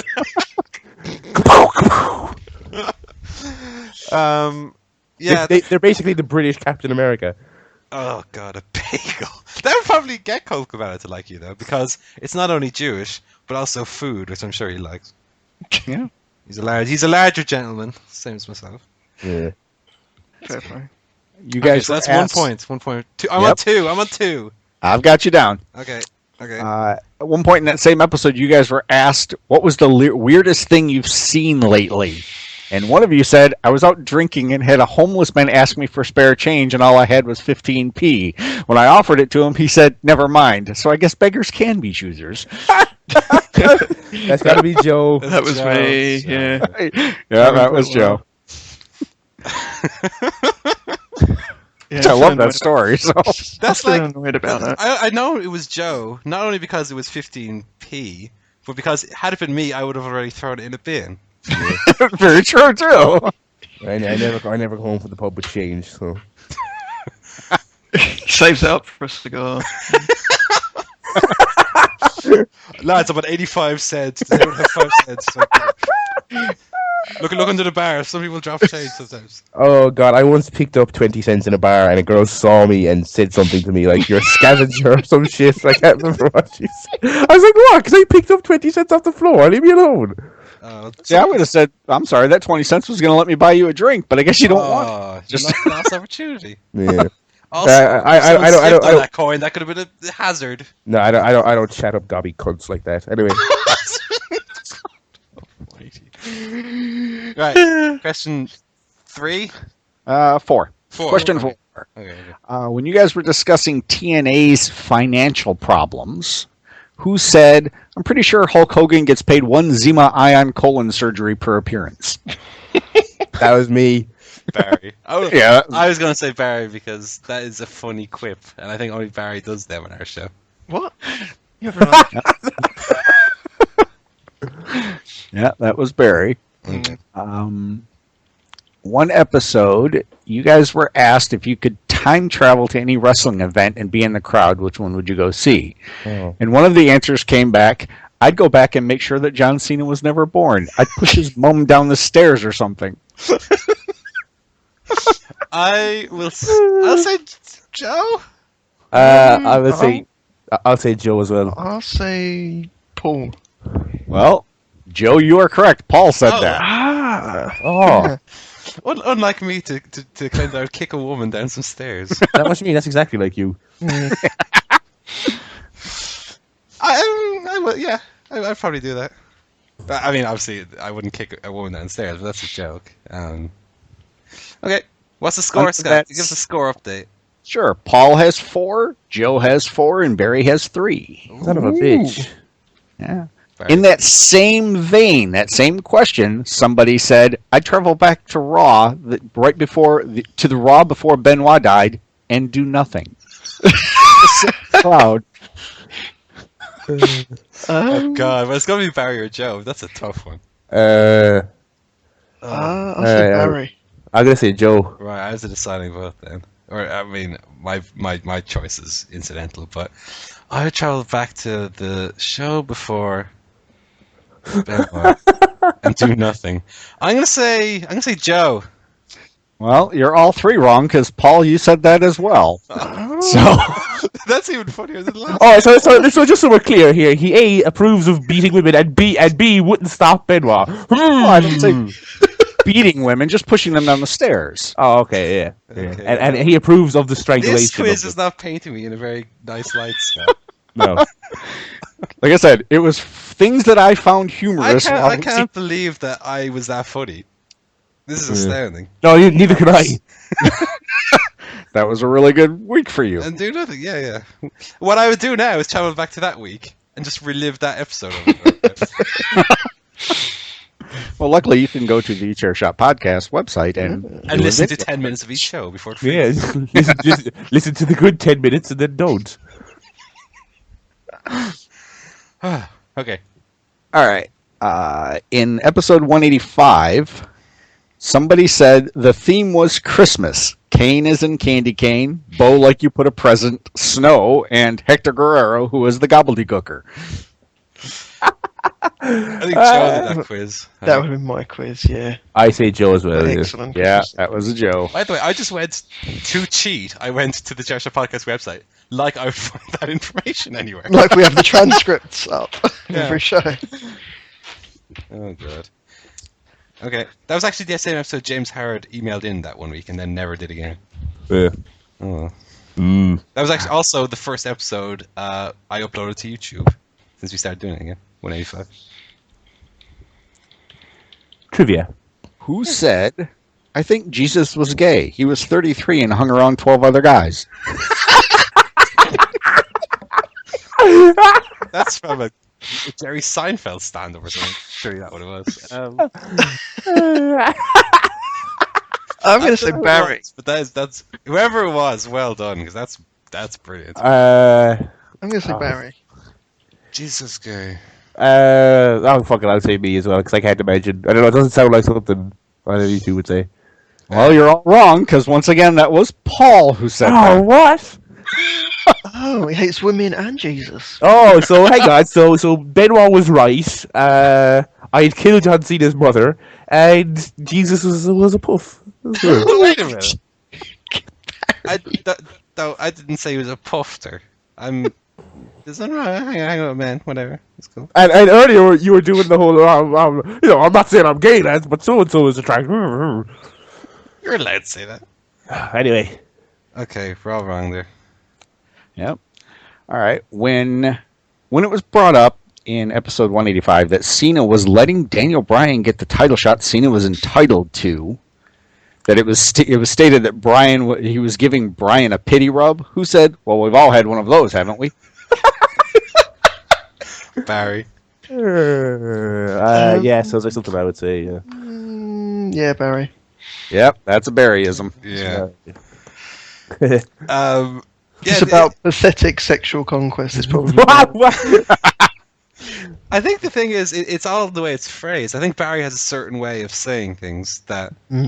I think because not so much remembering the moments, but just knowing, having spoken to Barry for whatever we're on now, like 400 hours. Yeah. You sort of get a read for how he says things. Yep. Like sure or stuff like that. Sure. I hope Scott. I hope one of his next questions is who said "or truth" 5 times in a row, clarifying it each time. Nope. Next question is, during the discussion of Roadhouse, who thought Patrick Swayze's character's job was punching like 100 guys in the face? Oh, God. I think that might have been me. I'll say Barry again. I'm gonna say Joe. It was Paul. Yeah. Oh, Paul. I think it was possibly Conan O'Brien. Some video somewhere, I don't remember where I saw it, had a compilation of all the times Patrick Swayze's punches somebody in that movie. In like a 5-minute video. Yeah. What is his job in that movie, by the way? He's a bouncer. Okay. Yeah, he's a bouncer. Fair enough. Yeah, I remember that. I'm not actually seeing the movie, but I remember that video very vividly. Okay, Paul is in the lead with 7. Okay. Joe has 6, and Barry has 5. And how many questions are left? Fuck. I have 3, but I was holding one of them as a tiebreaker just in case. But if not, I'll give it to you guys anyway. Okay, cool. During episode 180, which was called Dart Broken, the discussion turned to Hogan dropping hints about him showing up at WrestleMania 30.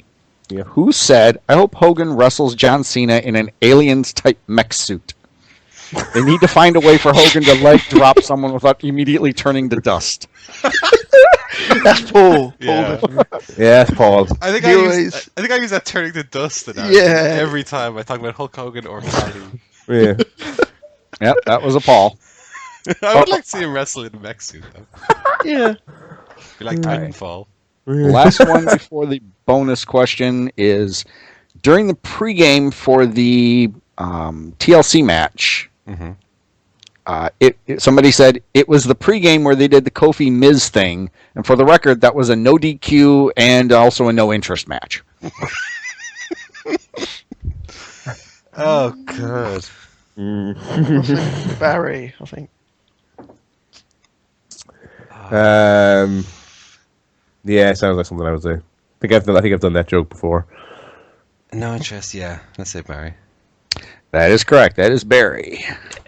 So the final score for the quiz was Paul got 9 of them right. Ooh. Joe got 8. Barry got 7. You notice in that last question, I played the percentages there. I knew that had I answered the same as Joe, I would win the quiz. Yep. I was like, Barry sounds good. Well, when you're winning, Joe, you can afford to cheat. Right, give us the last tiebreaker. question. Let's just say the tiebreaker is worth 8 points, right? Okay. The last one I had was episode 183, Sin Career, which also happened to be the first appearance of Mama. Oh, Mama. Okay. Yep. Somebody was, you had an emailer asking who were your choices for the WWE Hall of Fame this year. And somebody said, I'll give you 5 choices. Now keep in mind that was 5 choices. The Ultimate Warrior, Sid, Goldberg, Goldust, Sting, and Chris Benoit. Oh, God. Yes, there were 6 names in that. Okay, so can't count. I'm gonna say Joe. Well, if it involves Sid, then it's probably me. I'll say me, actually. That's what tipped me off was the Sid. Yeah. Well, Paul, you are correct. That was I'm you just that the best said at this game. What can I Oh, what? So Paul wins by about 10 points. Yeah. Yeah, so I finished on about well done. 17. God damn it. That was a really good. That was a really good quiz. That was very entertaining, and it was Well done. great tie-in for the 200th episode. I can't believe Yep, it. that's what I picked it for. Yeah, Glad you enjoyed it, guys. yeah, it was great. Thank you very much. Thank you for the 200 episodes so far of the entertainment. I really enjoyed it. It is a great pick-me-up for a Monday morning for me. Cool. Well, if we can get it up by Monday morning. Yeah. Even if you don't, it's a great pep up whenever it shows up in my feed. Yeah. Well, before you go, Scott, what did you make of, just quickly, while Barry and Joe are listening, what did you make of Hendrix Lawler? Better than I thought it was going to be. That was a really good fight. Yeah. I can't remember too much else in the card. Diego Sanchez was a little bit sad, but he's already fighting someone else now, so Yeah. that's life. What was the semi-main of that? Woodley. I correctly called Tyron Woodley beating Condit, by the way. Wooders. Oh. Wooders won. Not Condi Conderson. Oh no. And He's off form lately. and Weidman is injured now, so Henan Brow against TJ Dillashaw's main eventing 173. What do you make of that? So hang on, is this, are you reading names from Ring of Honor's top prospect tournament? Fucking never heard of these people. I think Well, Brow, it makes two of us because I don't know that I've ever heard of either of them either. I think Henan Brow is gonna do him. Brow is the bantamweight champion. I think he's gonna beat Dillashaw. I think Dillashaw's good. Dillashaw's good. He's in Uriah Faber's camp, who Brow just walloped. So Dillashaw. also Cyborg lost last night in a kickboxing fight. So Was she fighting some kind of animal? no, that's Scooby-Doo WrestleMania Mystery. So. Just put her in a cage with like a giant gorilla and she fucking eats it. Terrible stuff, Barry. Terrible. Yeah. Anyway, so Scott, you didn't email us, but you've actually appeared on the show, so that's just. I could have swore I did email you guys. I had emails ready. That doesn't matter. You've contributed to the show in your own way. That's all we need. Spam. Do you want me to actually? No, you know what? It may have been that I was just tied up doing the actual quiz. Well, that's enough. That's Yeah, almost. I have the emails here. Well, you can read found it it. to us if you want. Okay. Paul, you said that Walker's crisps are shite. They are. I actually imported a 6-pack of bacon flavored ones and thought they were pretty good. But I don't know if that was because they were bacon flavored, and bacon flavored anything is pretty good, or. Sure. Hey, what's up with the prostitution of bacon flavoring these days? You know what I saw like bacon paste and bacon flavored everything. It's like, oh, bacon is so Hollywood now. They've ruined it. They've just Bacon's just a meme now. Bacon's a meme now. It's basically Angry Birds. So they just man, it's the Angry Birds of food. Better than still it's better than a lot of other stuff, but still, it's just it ain't what it used to be. It's very much the Rock of the culinary world, isn't it? Well, Scott, get some Tato crisps imported, and you'll have your eyes opened. Yeah, there you go. Ooh-wee, what a crisp, or chip, as you guys call them. And you'll open it up and you'll be stunned by how much is actually in the bag. Also, how do you say the letter or? R? Damn it. Oh, Not yeah. R. R is what a pirate says. An ore is what you dig out of the ground. I also found out that one of the guys I work with is actually from Somalia. Wait, I what? could have been calling him a pirate this whole time. And Hang on, wait. Why is there an ore in the ground? Iron ore? Or Oh yeah. Oh, okay. O-R-E. All right. Yeah, that stuff. I think Barry was thinking of OAR. Yeah, that's what I was asking. It's like, wait, what? He puts it in the ground? What? Well, when you're on a land boat, that's the only way to move. Yeah. Stick Right. that ore in the ground. Yeah. Walker's last week crisps you are were- no good. You were also talking last week, Paul, about movies that where something obviously has gone wrong during the filming and it didn't quite make sense. Did you ever see the last Highlander film? I didn't. No, that's There not is the Edge in it. No, No, Edge's I in don't. one of them. I don't remember seeing him in it, but the only thing that sticks out to me is that movie. That movie has a final fight scene between Duncan and Raven McLeod, Mm-hmm. and there is and I'm not joking, a clip of about 7 seconds that is looped of the exact same motion in the fight that they used to pad out the fight in there. We were watching it, and I'm like, did I just see the exact same motions going on? And my friend was like, yeah, that was the same thing we just saw. God. Yeah, I mean, it happens. I mean, have you watched Rick and Morty yet, Scott? No. Rick and Morty. Rick and Morty's a fantastic show. But on the latest episode that I was watching, we noticed that a lot of the lines they keep in are clearly improvised because the actors are laughing during them, and they just keep them in the show. And it's really, I mean, it's funny, but it does come off as very amateurish and half-arsed because some of the lines are clearly like the script was not written. It's just make up a line about you're the bad guy running away. So the line is, "Oh, I'm the bad guy, I'm running now," and the actor would be laughing while delivering it. And it's sort of similar where it just feels unfinished, but it's still very funny. Obviously, I think probably where you're getting this point from is Game of Death, the Bruce Lee one, which is ridiculous. Yeah. I mean, have you seen Game of Death yourself? Oh yeah. It's unwatchable. It is if you don't try and take it seriously for a story. Yeah, but even I'm gonna watch you guys punch each other. But the whole draw of those movies is watching Bruce Lee fight people. Mm-hmm. And Bruce Lee's only in it for like 17 minutes. It's a stand-in for the rest of the movie. So the whole draw, it's like watching a Daniel Bryan movie, or you go to a house show and they don't have Daniel Bryan. It's just a janitor with a long beard trying to do the same moves. It's like the whole draw is you want to go see the guy, not a stand-in. So, although he does fight Kareem Al-Jabbar at the end of it, so that's okay. Yeah.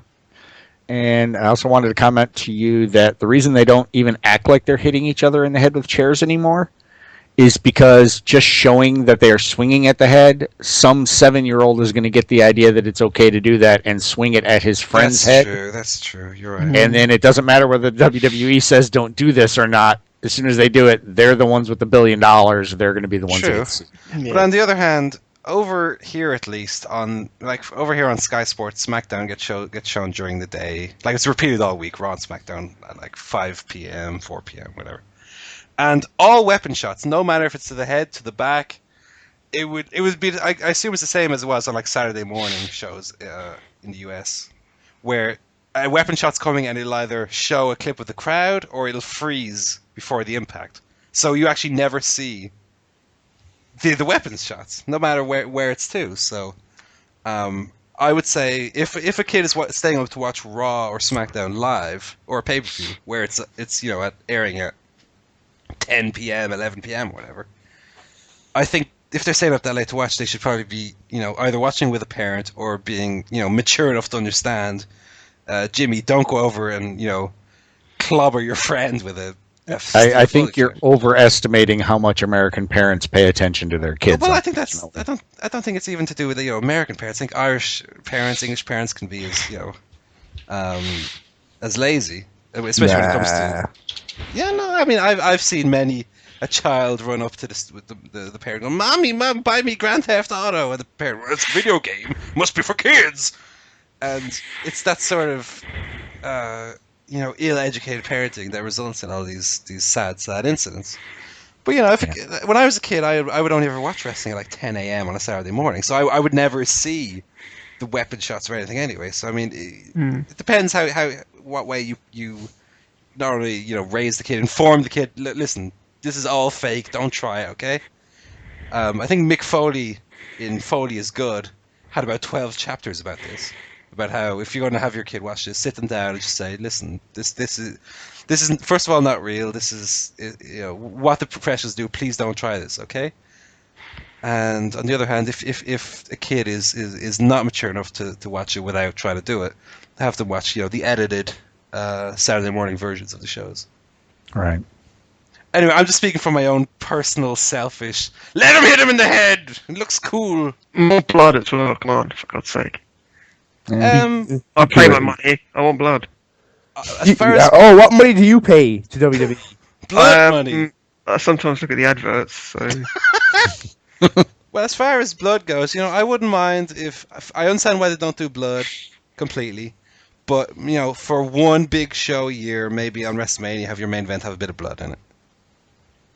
I mean, I completely understand why they don't do it. It's better for not having blood in every main event.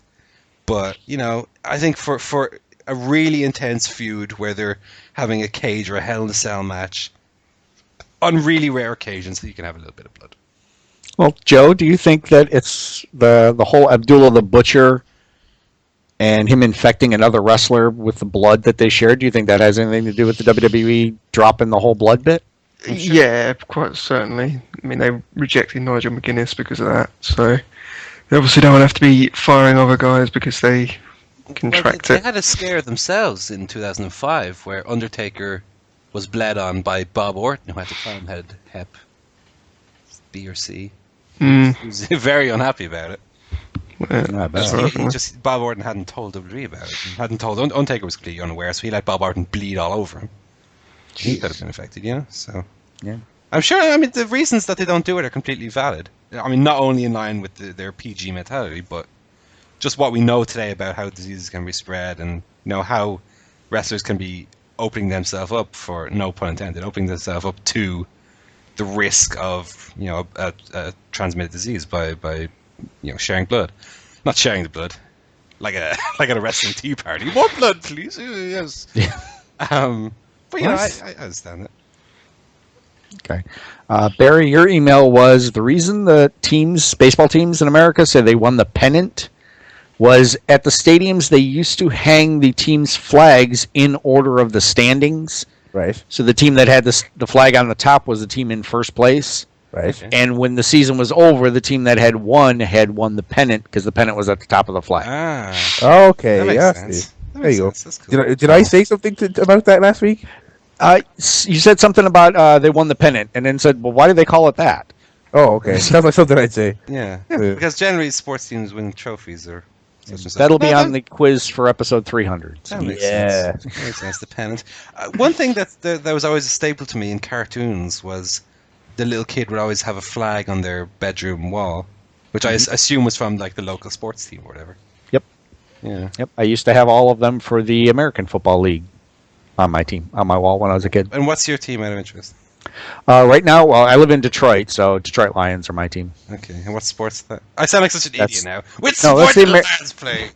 That's the American football. The American football. Okay. Well, I'm a Packers fan, so go Pack. Since when are you I a like Packers the fan? Dolphins. Woo, Dolphins, yeah. With Dan Marino. Yeah. But you can't count. But you can't count out the Atlanta Falcons.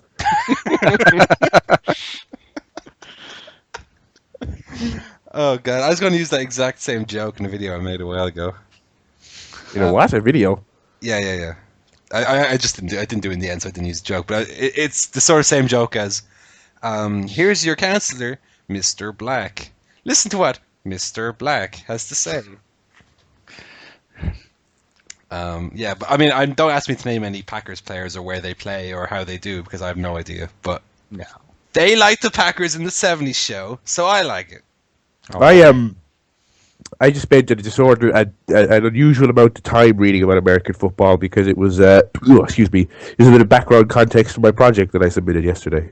Because I was writing about concussions in Irish sport, and so I did a history piece on sort of the modern recent history of the issue in the States. And so I did a bit of reading up on that, and I worked it. I mentioned in brief as well the Chris Benoit situation as well. So yeah, I read about all the players who drank bleach and shot themselves in the chest and all that other fun stuff. Well, I know it's too late now, but there was some talk about concussions regarding UFC this week as well. Yeah, a fairly damning report. Actually, I read that like the day before I had printed off I was printing off my thing. It would have been interesting. There was some points that I agree with. I mean, with any combat sport, of course, there's a risk of concussions. But there was one point they said that maybe for, and I completely disagree, where they're saying that maybe for UFC, rather than having people get a knock where they get knocked down and then the fight continues to the floor, would have the option of having a 10 count like in boxing. The issue then is if someone gets a knockdown anyway, they have the risk of being concussed or whatever. So if you do a 10 count, you stand them back up and you have them go back into war anyway. Yeah. So I mean, you're opening up to the risk of multiple concussions, which is not a good thing in the long run for sure. So I mean, when in UFC there's a flash knockdown, usually just the fight is stopped pretty soon thereafter. If a 10 count would be introduced, I can only see the number of concussions increasing exponentially. So to me, that wasn't necessarily a good idea at all. But there you go. Concussions are bad, basically. Yeah. I don't think I've ever had a concussion, as far as I'm aware. I have. They're not fun. No? No. I've been hit by a car twice in my life, but I don't think I've had a concussion, which is strange. Question for Barry was, could it be that TNA is going to 12 pay-per-views a year, hoping that since the fans of wrestling already are spending, most of them are going to be spending the $10 a month for the WWE Network, that maybe some of those fans will take the extra money that they're saving and spend it on a TNA pay-per-view? I think if that's their logic, then I think they should probably think twice, because I don't think that'll make a blind bit of difference, honestly. First, stop using TNA and logic in the same sentence. Well, yeah, there's that. I mean, I can see TNA thinking that for sure.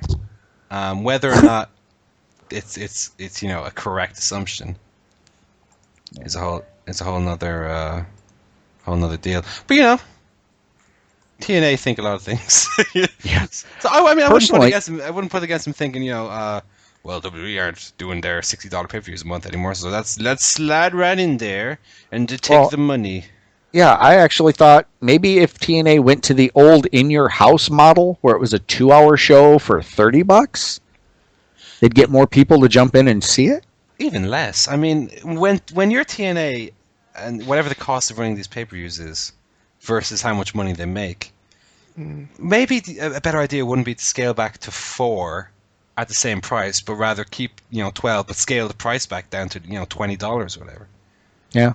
I think that would probably be a better idea because, I mean, people aren't buying whatever Lockdown or whatever it was. I mean, Lockdown this year was especially bad, but I mean, what's $20? I mean, if you're a TNA fan, and they have, TNA fans are pretty much the hardcore of the hardcore, no matter how misled they appear to be. I mean, it's so weird that they have such hardcore fans, but their pay-per-view numbers are still so low. And one could assume that's maybe because the prices are too high. Yeah. I mean, maybe even for one pay-per-view. I mean, what's their next pay-per-view? Sacrifice? Mm-hmm. The Sacrifice. They could do a discounted deal or something. Or even something like, keep the price, but let's say if you order before a certain day, you get a free Jeff Hardy t-shirt or something, Yeah. Because just as at the price it is, there's not much, if people aren't buying it, there's not much incentive for them to go back to 12 otherwise. Because whether or not WWE are doing paid pay-per-views, people weren't buying the TNA ones anyway. I don't know whether it was because they were spending their money on WWE necessarily as much as just the interest wasn't there in paying for TNA's product. Because if the product is good enough, people are going to buy it, Yeah, well, I used to order the TNA pay-per-views and have some friends over, and we would watch them here, until I set my foot down and said, I'm not watching another TNA pay-per-view as long as Hogan, Sting, and Flair are involved. I don't need 180-year-old men combined in the ring at the same time, and I stopped. Are you looking forward to Sacrifice, though? I don't know. I also kind of held off when I went, well, that's crap. Look what they're putting out there now. Now. No, because I have the WWE Network, so I will be streaming it for my $10. Yeah, the WWE Network, a lot of people over here have been apparently it's not that difficult if you live outside the US to actually just get it working. No, because all you'd have to do is get up a spoofed IP address. Yeah. Listing it as America, and you'd be all right. Yeah. I think I'll just be buying WrestleMania the normal pay-per-view route here anyway. Because, I mean, compared to the US, when the pay-per-views, I don't think they're, what are we even calling them now? They're not really pay-per-views. The premium events, when they're on pay-per-view over here, they're like €25, which is what, $30. Jeez. So they're not as, I mean, the price in the US is crazy. $60 for pay-per-view? Here, I'm going to be paying $30 for WrestleMania in high definition. So I would have paid $65. That's a mad price. But then I guess on the other hand, that's how capitalism works. If people are buying it, it's not too expensive. Well, and that was the reason why we ended up going to the pub to watch them, was because it was $60 a pop, and I was just I can't afford $60 a month to you guys. So yeah, I mean the thing is as well is a lot of the wrestling, we were talking about this briefly earlier, is a lot of the wrestling now is better than, like, the wrestling itself is better than it was when they were doing normal pay-per-views.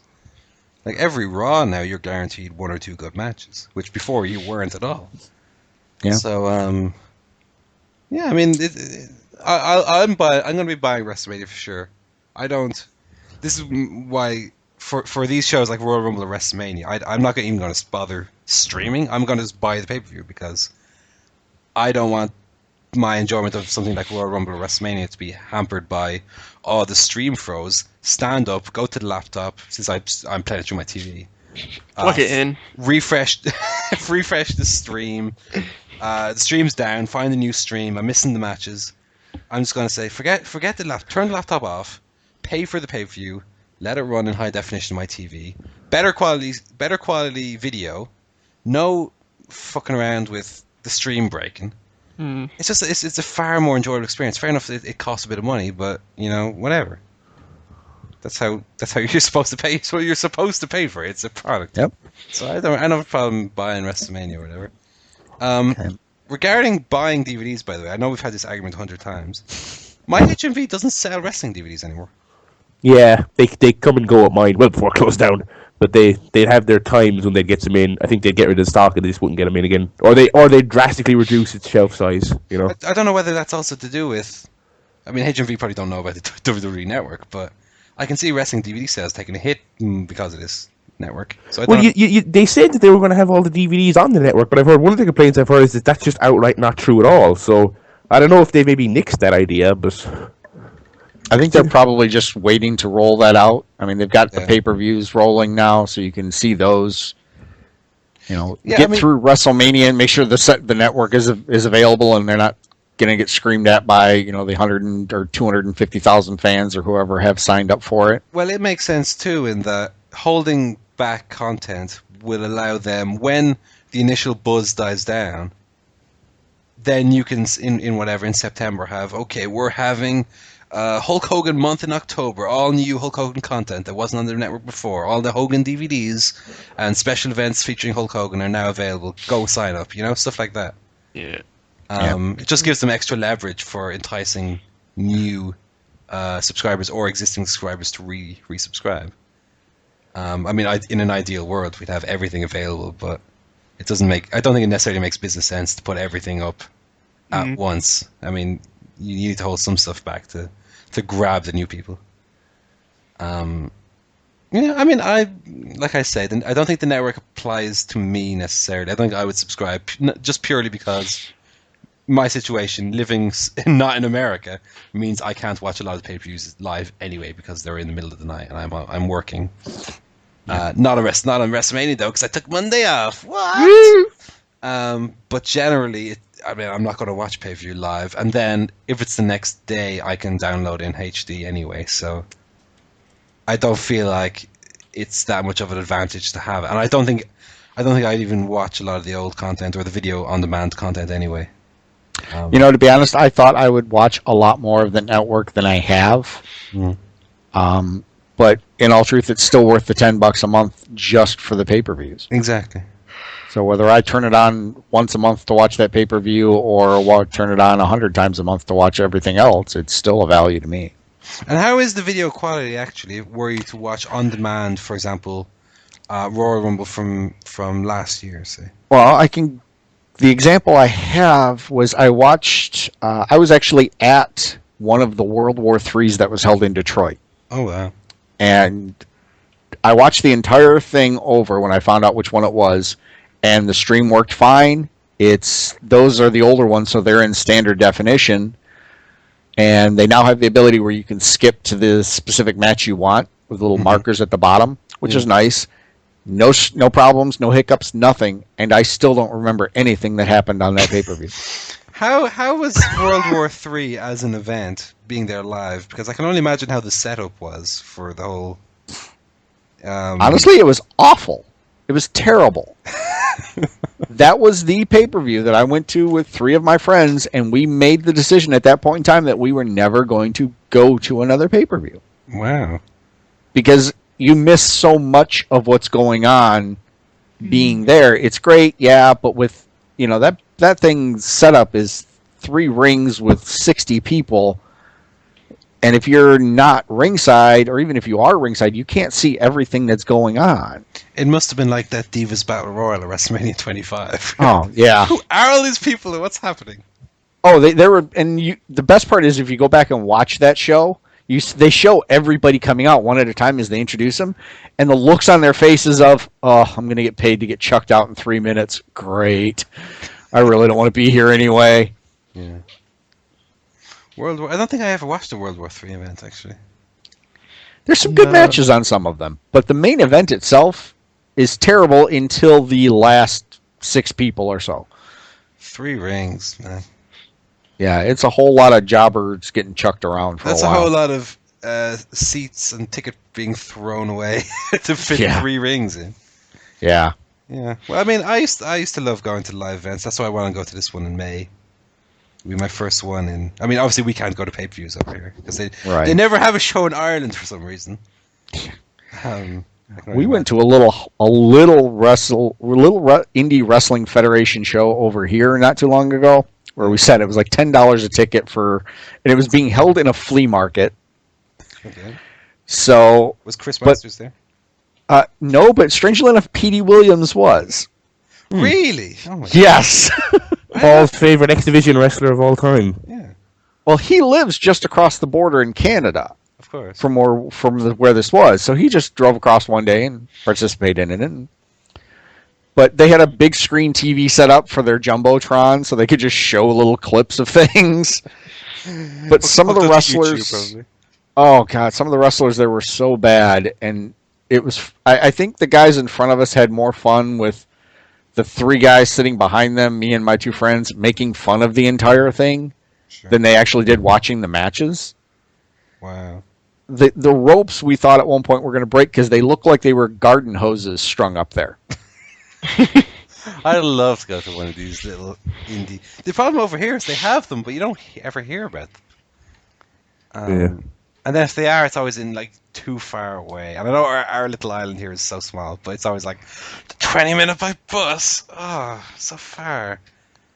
But like I said, I saw one of those before in a hotel, and I remember it was Kevin Thorne in the main event. Oh, jeez. I liked him for some reason. I thought he was cool. I really liked him as Mordecai. I thought Mordecai was a really like, oh, it's like 1999 again, Mordecai. Yep. And then he had like 2 matches. He was God. Oh, how sad. Anyway. Joe's email has said, Joe, we do have chocolate eggs over here in the U.S. We eat them quite a bit around Easter. Yes. But when you say something for Easter eggs over here, it is the hard-boiled eggs where they color them and hide them for kids to find. The bad part about that is if they don't find all of them, you start to smell the rotted hard-boiled egg in about 3 weeks or so. We don't really hide eggs here because they're just too nice. Just eat them. No, just eat them. We hide eggs here. What you do is you wake up... Maybe do your house. Stop fucking eating our eggs, Paul. Oh no! Someone's hidden an egg in the cupboard. We used to wake up on Easter morning and you go down and the eggs, like the chocolate eggs, I mean, would be hidden around the sitting room, the kitchen. But I mean, still in the boxes, so they're like, a foot cubed. So you'd be like, oh, I see one behind the TV or whatever. They're hard to hide because they're so big.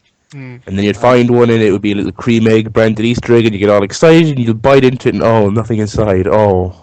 Well, on that note, little Easter update. I've already bought and eaten 2 Easter eggs. Yeah. Easter, for those wondering, by the way, Easter is 3 weeks away, I believe. I'm not waiting until Easter. I want a chocolate egg now. Because you're a heathen. To be fair, they sell them like 3 months before the fact, so whatever. Yeah, so every time I go to the shop, they're tempting me. They're there and they're cheap as well. So 3 for €5, so I'm having an Easter egg. I don't care. I'm not waiting till Easter. One year at the height of the Monday Night Wars, I painted my eggs black with neon green X's on them and called them degeneration eggs. Oh wow! I did my name all 151 Pokemon in 5-minute challenge the other day, and I missed 2. I missed Exeggutor, which is apt given that Easter's coming up. I was very upset. Sorry, go on, Scott. Anyway. Well, my last question was for Joe. With the launch of the network, do you think we have seen the last of the New Age Outlaws as a serious team? Because we theorized that the reason they were brought out was, hey, remember these guys, come by our network and watch all their stuff, and now they seem to be pushed back into the, well, you've lost the titles and you're going to just keep jobbing out to everybody we throw out there. Yeah, well, it didn't really make any sense for them to come back as a real tag team anyway, so it's hard to say whether they're going to continue to be so because Triple H is there, or whether they'll just disappear back to being agents. I don't know. Hopefully they'll just come back for the odd appearance and not be, regular competitors. All right, that was my emails for the week. Okay. Thanks you, for having Scott. me, guys. I really appreciate it. And like I said, thanks for putting on a great show. No problem, Scott. Thank you very much. Thanks very Thank much, Scott. you. We'll talk to you guys later. Okay. Bye. Bye, Scott. Bye. Okay, let's move on now with the show. When Barry. Part 3. Yeah, part 3. Let's move on with the show. Alrighty. We've other emails. Let's see the other emails. Okay, cool. Alrighty. I have emails. Let me get my emails out here. Hang on. I was just on Twitter there. I believe I saw an amusing headline on a newspaper. Let me see what it is. Sex with Greg's pasty boiled my bell end. Alright then. Alright. Sorry, what? This is from the Sunday Sport. Quote. Why are you getting emails from this sport? I'm not getting emails from him. It's on Twitter. Oh. Sex with Greg's pasty boiled my Pasty. bell end. Pasty. It's pasty. No, it's a thing. The thing you eat. It's a pasty. Surely they mean pasty, unless it's a story about a pasty. Joe, verify me here. Isn't a pasty a thing? Yeah, pasty. Cornish pasty. But pasty means like pale. What? Pasty. No, but listen to the sentence again. Okay. Yeah. Sex with Greg's, as in the chain of sausage roll sellers. Yeah. Sex Right. with Greg's pasty boiled my bell end. This individual boiled the tip of his penis by having sex with a pasty from known pasty seller Greg's. Did you get it now? Yeah, sorry. Oh. Yeah. Pasty. Don't fucking... Always wait for them to cool down first. No, but then you have to go... No, it's better with... Blow on them. Oh, Bit of yeah. foreplay. Like- yeah, so I pick up the Sunday Sport tomorrow, everyone. It says here Sunday Sport exclusive. Well, I think the people from Greg's know. In the Sunday Times. Yeah. And now Howard fumes, I'm going to sue. He's going to sue for his boiled cock. Anyway, let me open my actual emails. What did that have to do with anything? Why are we talking about boiled? Because it was on Twitter when I went to, looked at my old smartphone gimmick. Right. Okay, so. Email here from Chris. He says, "Hi there, Barry. Hang on. Hi there, Barry. First off, congrats to you, Joe, Paul, and James Harrod III for 200 shows. That kind of endurance and dedication to entertainment has only been matched by Hulk Hogan himself or possibly Vince McMahon's toupee. How dare you, sir? It seems that, as individuals, you CSP hosts have gone through a lot and matured in several ways. So my question to each of you is, who do you think was the nicest when this show began, and who is the nicest now? Similarly, who would each of you describe as the biggest change you've been through since you started doing the show, other than gradual lack of interest in wrestling this itself? Thank you for the hours of entertainment. I'd give you each a congratulatory snog, but the restraining orders and the Old Testament forbid it. Many cheers, Chris." Thank you very much, Chris. An interesting question. Who was the nicest when the show began, and who is the nicest now? That's weird.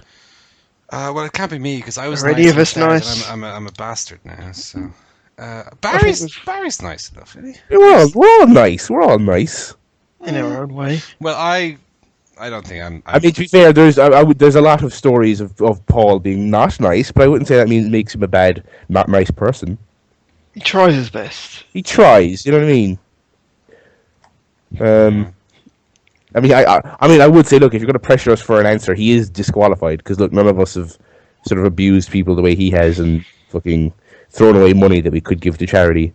I mean, so he might be disqualified in that regard. But other than that, I would also say that we might have changed a lot over the course of the 200 episodes. But I don't think any of us are nicer or less nice than we were. No. You know. I lived in France when we started the show. That's everything I can think of. Yeah, that's the second part of his question is what are the most significant changes we've been through? Yeah. Which, God, that probably covers a lot of ground. I've moved away from home and then moved back home, and I in a couple of weeks I would have graduated while doing the show, you know? Yeah. Well, we've all grown up in certain ways, I suppose. Yeah, well, I've got a full-time job last year. Finally Yeah. And met Paul Griffin last year as well. Yeah. So, lots of big events. Yeah, I met Joe. I got 2 degrees since we started doing the show. And a job with 2 promotions. Got nominated for 3 awards at work. Had a woman, lost a woman, lost the second woman. This is a country song now. One woman done left me. Wheel fell off my pickup truck.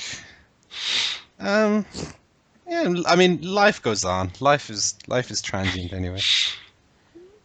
Whatever. Temporal. It's temporal, isn't it? Yeah. Yeah, Well done. sure. Thanks for the email, Chris. Thanks, Chris. Go on, Barry. Ready? That's you. Thank you as always, Chris, for your email and your support. Let me see here. Email from Steve from the Bay Area. He says, are you looking for one last easy class before leaving college? A college in America is offering a class called The Sociology of Miley Cyrus, Race, Class, Gender, and Media. It covers tough topics such as the rise of the Disney princess, transitions to adulthood, and what happens to Disney stars as they age. This is a new trend, apparently, since Rutgers is teaching a class about Beyoncé. Are these classes a good idea for using pop culture as a way to help educate, or will this be a failed experiment like when a few colleges offered Klingon as a language course? Jeez. I don't know. I mean, I feel like Klingon is ultimately useless. But, I mean, if you're a media type like I'm trying to be, explaining how and why the media is fascinated with certain celebrities and the sort of vicious circle of them behaving the way they do, the media reporting on it, and the way those two feed into each other. I don't know. I don't think that's a totally useless thing. I mean, would I would feel weird taking that class because it almost feels like you are kind of taking a fairly easy.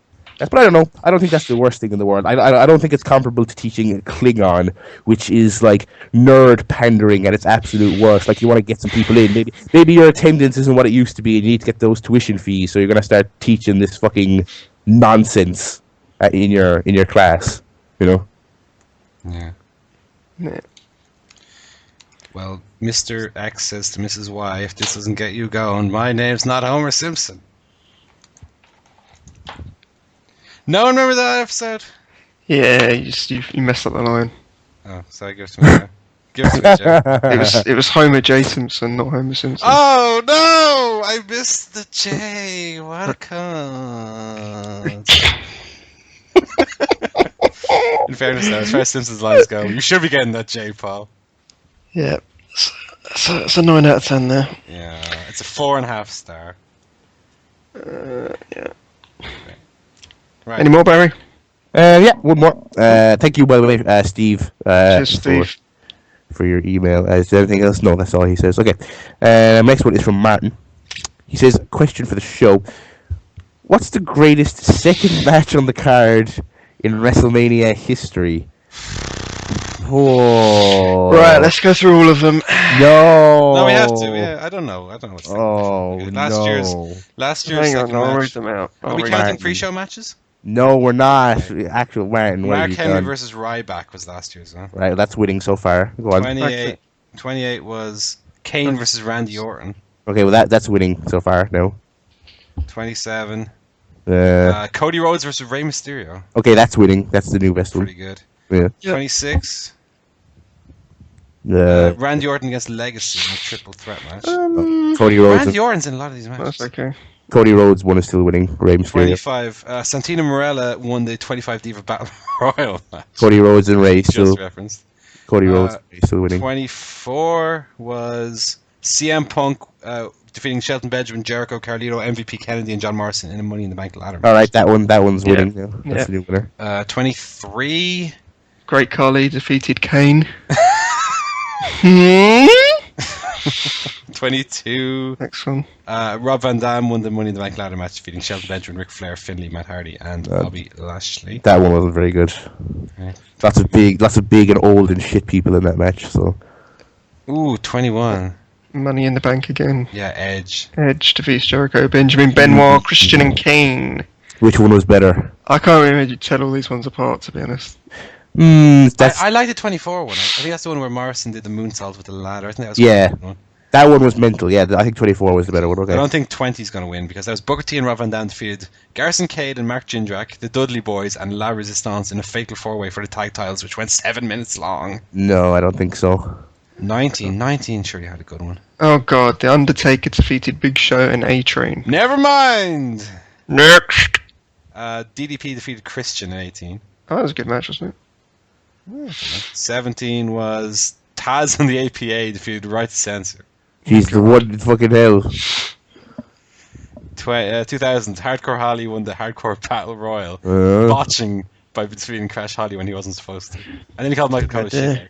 You little shithead. I will break your ass in half, you little shithead. WrestleMania 15, Owen Hart and Jeff Jarrett defeated D'Lo Brown and Test. Oh, God. Almighty. After they won a Battle Royal, didn't they? 14, Taka Michinoku defeated Aguila. That's probably alright. Heavyweight title. That was probably alright. Flippy doos. 13, The Rock defeated the Sultan, which was Rikishi, in singles match for the Intercontinental title. 12, Steve Austin defeated Savio Vega. Oh, shit. 11, Razor Ramon defeated Jeff Jarrett by disqualification. Don't remember that at all. Don't remember that. 10, WrestleMania 10, Bam Bam Bigelow and Luna Vachon defeated Doink the Clown and Dink.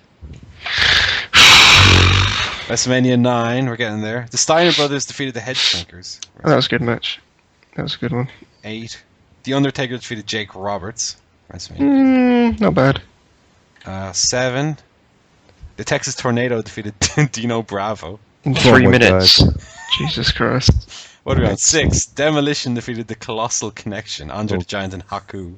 Jesus. What a team. WrestleMania 5, the Twin Towers defeated the Rockers. That was a good match. That was probably good, yeah. That's good. WrestleMania 4, Ted DiBiase defeated Jim Duggan. 5 minutes. God. WrestleMania 3, Billy Jack Haynes and Hercules fought to a double countout. Oh, God. WrestleMania 2, well, there's 3 different shows here. We go, Randy Savage defeated George Steele. Was actually this is number 2. From the Rosemont Horizon, Corporal Kirshner defeated Nikolai Volkov. And from the Los Angeles Memorial Sports Arena, Adrian Adonis defeated Uncle Elmer. So none of those looked any good. And on the inaugural WrestleMania, King Kong Bundy defeated Special Delivery Jones. So it's Rey Mysterio against Cody Rhodes. No, it's Money in the Bank from WrestleMania 24. There you go, Yeah. Martin. So there you go, Martin. Thank you. That's the first time you emailed her, by the way. That's not the regular Martin who. Really? Yeah, new emailer. Thank you, Martin, for your email. We've got a lot of listeners who have the same names as other listeners. Yeah, what's about that? What's going on?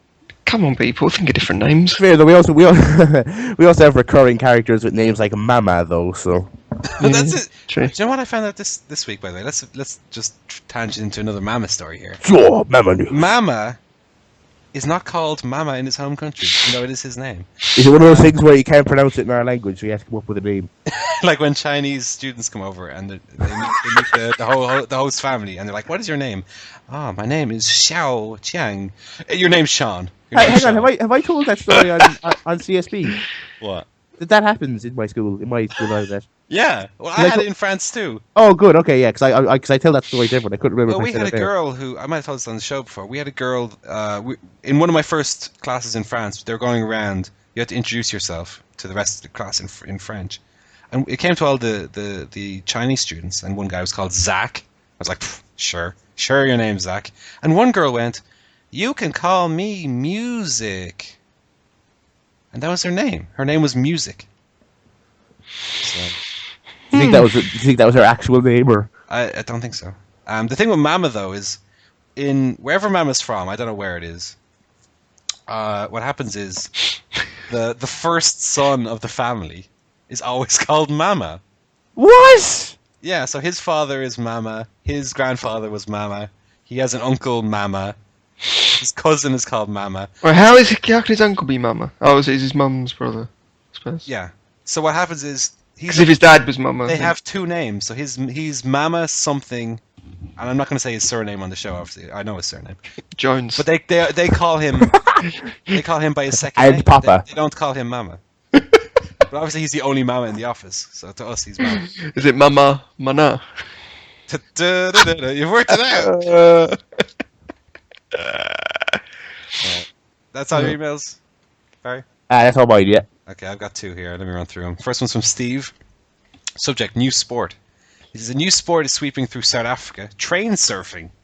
That's not a sport, that's just illegal. People try to ride on the top or hold onto the side of the train without being killed or maimed in the process. I believe this is the first sport ever sponsored by the Darwin Awards. Just a fad or a sport with legs, unless you lost them train surfing. And congratulations on reaching 200 episodes. I hope you guys have another 200 left in you. All the best from the Bay Area. I'm sure we do. I would be surprised, Steve, honestly. 500. Maybe, we don't know. As far as train surfing goes, yeah, I don't see it catching on, really.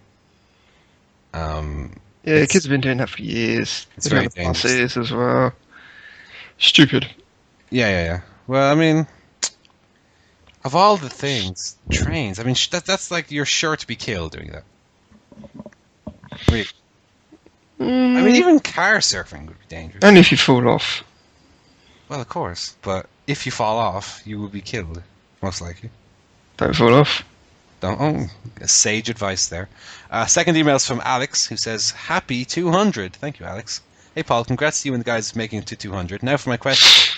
I have a gaping hole in my entertainment since True Detective ended. And since you've seen many films and TV shows, I was hoping you might know something somewhat similar to True Detective. Something that would suck me in. Mystery, creepiness. Thanks. I will recommend... I have a gaping hole. I need to be sucked in.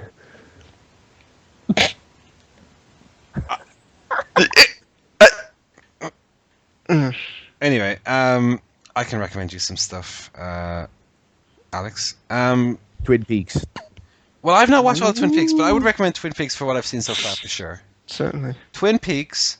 There's a procedural show I watch, which is very good. Which it's not necessarily similar to True Detective, but it's a really good procedural, which is called Person of Interest, which stars Jim Caviezel, which people will know as Jesus from that Jesus movie. No, which is actually really, really good. The Jesus movie, or no, Person of Interest. It's actually Jonathan Nolan is a co-creator of the show, who is maybe better known for being the actual brain behind all those Chris Nolan movies. Oh. For example, Memento is based on a short story by Jonathan Nolan, who's Chris Nolan's brother. And he also, I think, co-wrote a lot of the Chris Nolan movies. So it's one of his show based. That's what got me interested in it initially. It's a really good concept. It's a person of interest. As far as movies go, I would say Shutter Island is very good in terms for like mystery and creepiness. Shutter Island, Prisoners, which I've talked about a million times on this show. Mystic River, Gone Baby Gone is really good with Casey Affleck. Twin Peaks, as Barry said. Let me just have a quick look over here for my list of stuff that I have here. Play L.A. Noire if you want. L.A. Noire is fun. I enjoyed L.A. Noire. Yeah. I don't know if there's any really good detective video games these days. Seems to be a bit of a, not much of a thing. I'll recommend also Moon, although that's sort of a mystery movie to an extent, but not in the way your typical movies are mystery movies. Moon is exceptionally good. Source Code is really good too. Clue. I don't know how far we're going here, but watch Clue. You could do worse than watching Zodiac, of course, yeah. 7. 7. I assume he's seen 7. Look here. Let's see. I'm just going to quickly go through my DVD collection here and see if there's anything else that I can recommend here. I tell you what, I enjoyed The Village. Watch The Village. You did worse. No. Signs as well. No. They're both good. I enjoy those movies. The Mist, I really like.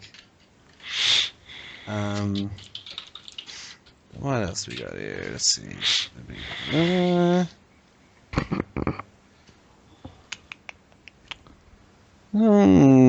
Cabin in the Woods. Watch Cabin in the Woods. Hang on, this is not. He asked for. That's mystery. That's a mystery kind It's of movie. not. What's going on? That's not even remotely clear. It's first of all, it's not a mystery. Fucking. It's a good movie, but It's a good movie, but this is not. He We've asked gotten for off True topic. He asked for True Duck Detective. Soup. Right? Watch Duck Soup. no. I'm looking for something similar to True Detective. Moon, Cabin in the Woods.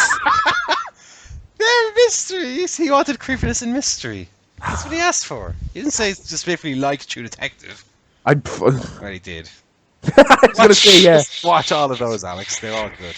Yeah, watch these things that Paul recommends to everyone who Classic asks for Simpsons. Hey, go to Gravity Classic Falls. Simpsons, Gravity Falls, Erie, Indiana. Last of Us, That's a good show. Round the Bend.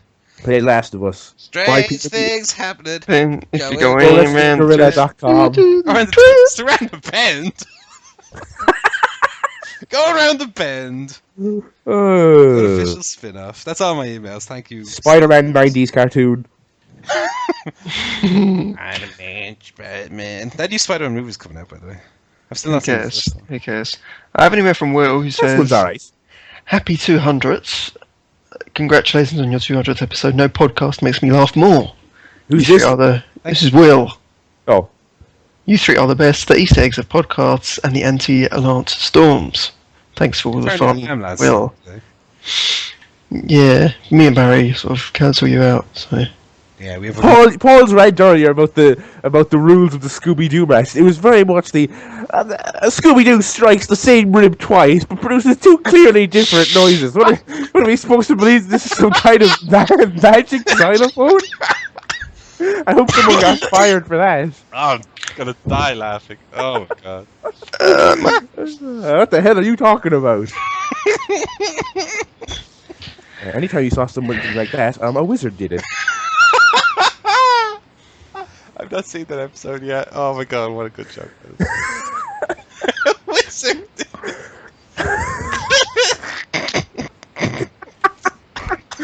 Right. Joe, go on with your emails. Oh god. My second email is from Steve. Subject, scams and flams.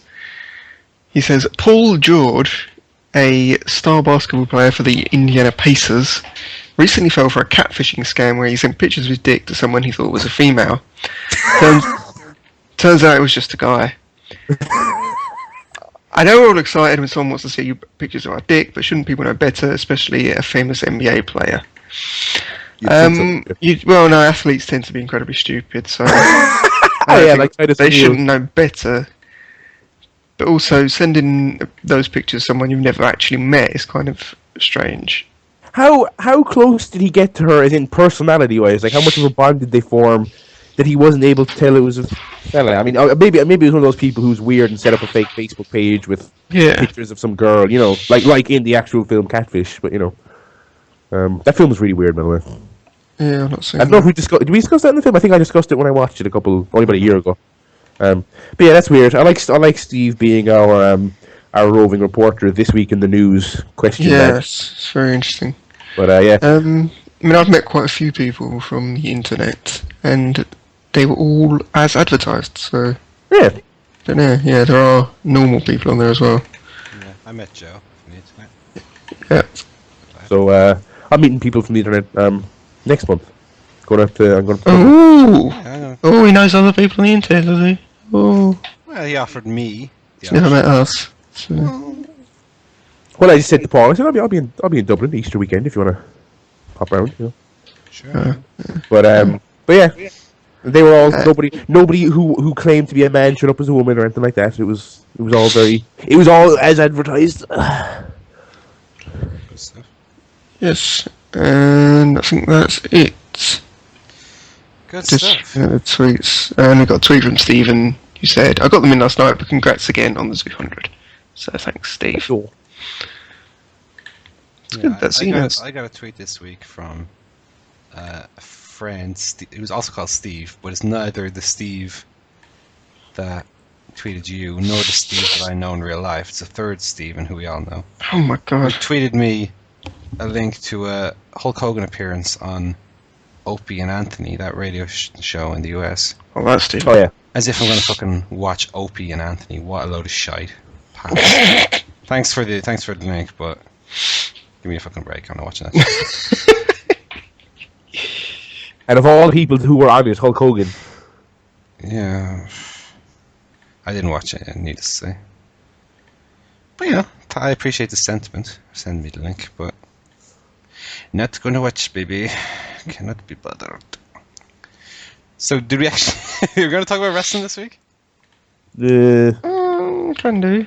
If you want. I watched some. Is there any news? I mean, for how close we are to WrestleMania, it's crazy how quiet the world is. You know, I mean, the wrestling world.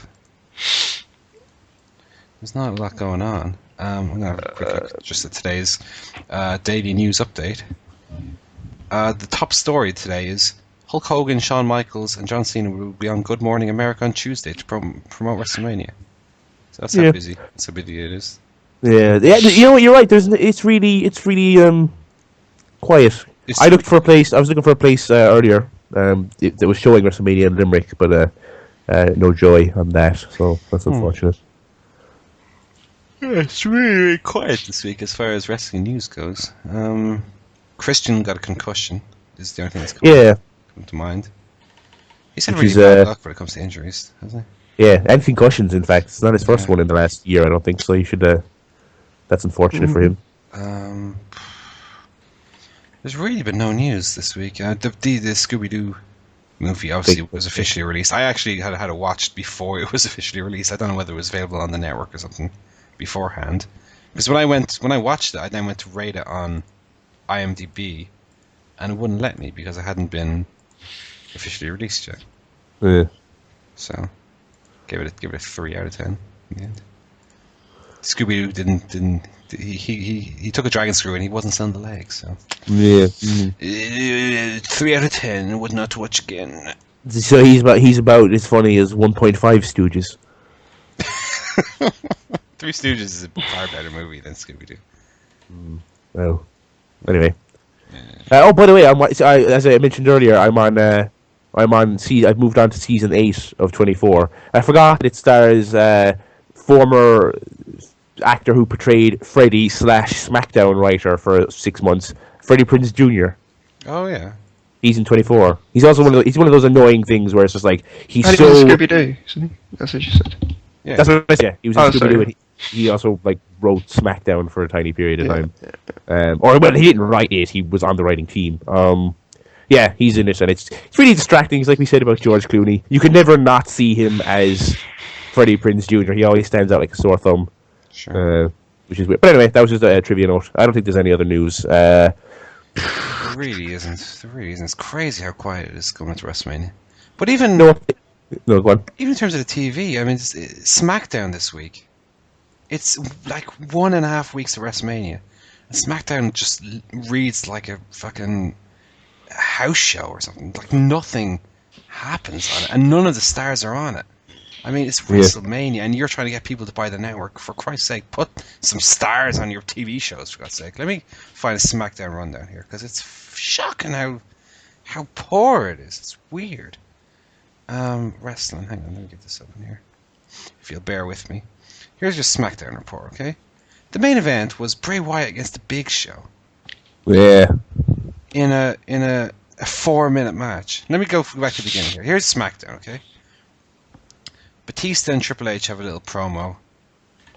Fair enough. Triple H and Batista. They're going to probably. Well, Triple H won't be in the main event, but that's the storyline. Okay, Triple H and Batista. Theoretically, he could be. Yeah. Yeah. Triple H isn't working 2 long matches at WrestleMania. No. So Triple H and Batista. That's okay. The Shield beat 3MB in 3 minutes. Okay. They then beat Curtis Axel and Ryback in 4 minutes. I mean, aren't they teams in that tag team title match at WrestleMania? Both the Ryback one certainly is. Sin Cara beat Damien Sandow in 1 minute. Neither of them leading to WrestleMania at all. Fandango beat Goldust in 3 minutes. Sheamus beat Batista by DQ in 5.5 minutes. The Bellas beat AJ and Tamina in 3 minutes. Jack Swagger beat... the Real Americans beat... No, it wasn't. Hang on. Jack Swagger beat Jey Uso by submission in 2 minutes. Mark Henry beat The Miz in 3 minutes, and Big Show lost against Bray Wyatt in 4 minutes, and that was the show. There was no Randy Orton, no Daniel Bryan, of course, no Undertaker, no Lesnar, no Cena. I mean, this is 3 shows before WrestleMania. What's the go-home show for WrestleMania going to be like? SmackDown. Yeah. Well, it's going to be the thing they always do. That live from Access. Yeah, It's Josh Matthews talking about showing you some video packages. I mean, it's crazy how for the biggest show of the year, that this is a TV show they put on. I mean, surely you should be for WrestleMania season. Shouldn't SmackDown become important for a few weeks at least? Like put your stars on it at the least. Like John Cena, put him on SmackDown maybe. Yeah. No, let's have 1 minute to Sin Cara match to push that Scooby-Doo film, please. I mean, when I saw the results for that show, I couldn't believe it. Just how little cachet they regard SmackDown as. I mean, it's such an afterthought that. I mean, it's like they appreciate that nobody watches it, so fuck it, just put something on to fill up the airtime, but don't actually use it for anything. Just put a TV show on. We know no one watches it, so it's not important. So don't put John Cena or anything on it. As opposed to, try and make people watch it by putting on, a good important show. Weird. Anyway, so I want to see a little update here. Who does Jim Ross think should induct the Undertaker into the Hall of Fame? Vince McMahon. Yeah, Vince McMahon. It's taking him ages to think of that. Fucking hell. Well done, JR. Weird.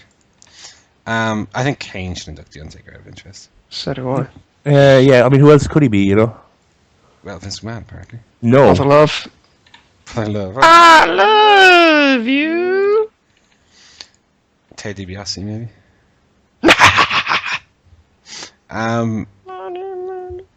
Or Shawn Michaels. Remember when people thought Ted DiBiase Jr. should end the streak?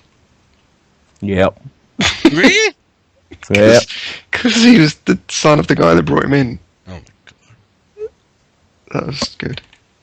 Anyway, here's Raw. Okay, here's Raw. Did either of you guys watch Raw? Or was it just me? I did watch. I watched the big matches, and I watched the Triple H interview. Okay. The most important thing on this whole show, a week before WrestleMania, was that Arnold Schwarzenegger and Joe Magnoli was on it to build up to. They made a movie called Sabotage, which is apparently very good, actually, which I'm going to be watching later here.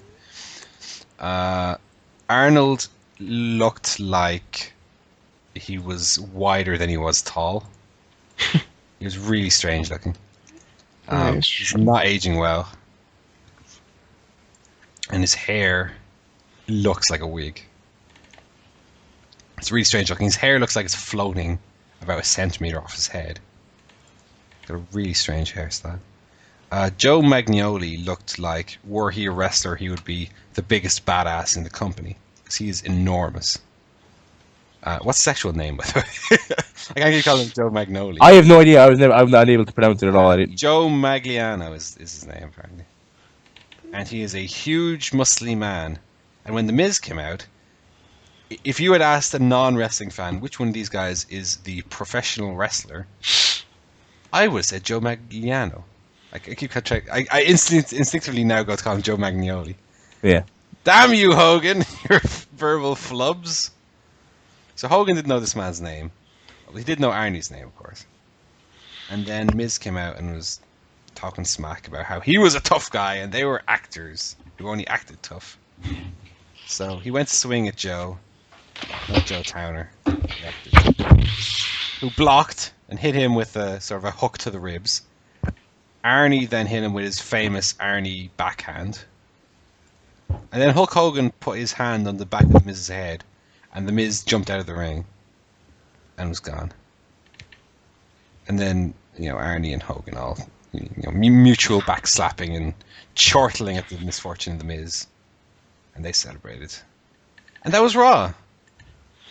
That's all that was important to happen on this show. There was a good John Cena Bray Wyatt match. Oh, fucking John Cena and the other one, Luke Harper. Yeah. Yeah. I like the end. I like the ending. Mm-hmm. With Cena in the ropes with the mask on. Oh, got the mask on. And also Cena seeing the mask in the mirror earlier in the show. Yeah. Yeah. I thought it was cute. That's a bit weird. Which people likened to the Ultimate Warrior thing in WCW, missing the point of why that was terrible. And they did it with Undertaker and Orton later on as well in 2005. Yeah, no, that was terrible. That was terrible, yeah. I think the way they did the Cena one was better, though, I gotta say, because after this, I watched the Undertaker Orton one again, where Orton looks up and you see Undertaker in the reflection. And then with Orton turning around and the camera panning, it takes like 10 seconds. The camera's still on Orton, the camera's still on Orton, the camera's still on Orton as he reacts. And then the camera pans along and the Undertaker's gone. Whereas this was done, Cena sees the mask, spins around, the camera at the same time whips to the left, and the mask is gone. So I thought it was actually done in a better way, as opposed to the hokey, the Undertaker. That was done in quite a good way, and then I like to pay off with Cena title. But then the announcers didn't mention it. Well, didn't have to. Yeah, but they were just like, oh, John Cena's backstage cracking up. But did they not see the sheep's face? Maybe they didn't. Maybe they were, looking on the app to see Matt Stryker interview Fernando the Luchador or something. Yeah. Okay. I don't know. I don't think it's an issue that the commentators didn't mention it, because I think had they brought it up, I think it would lessen the impact of it. I don't think the commentators need to talk about everything anyway. So don't worry about it. I'm good. And am I the only one, or are we all in agreement that they're completely messing up this Brock Lesnar Undertaker build?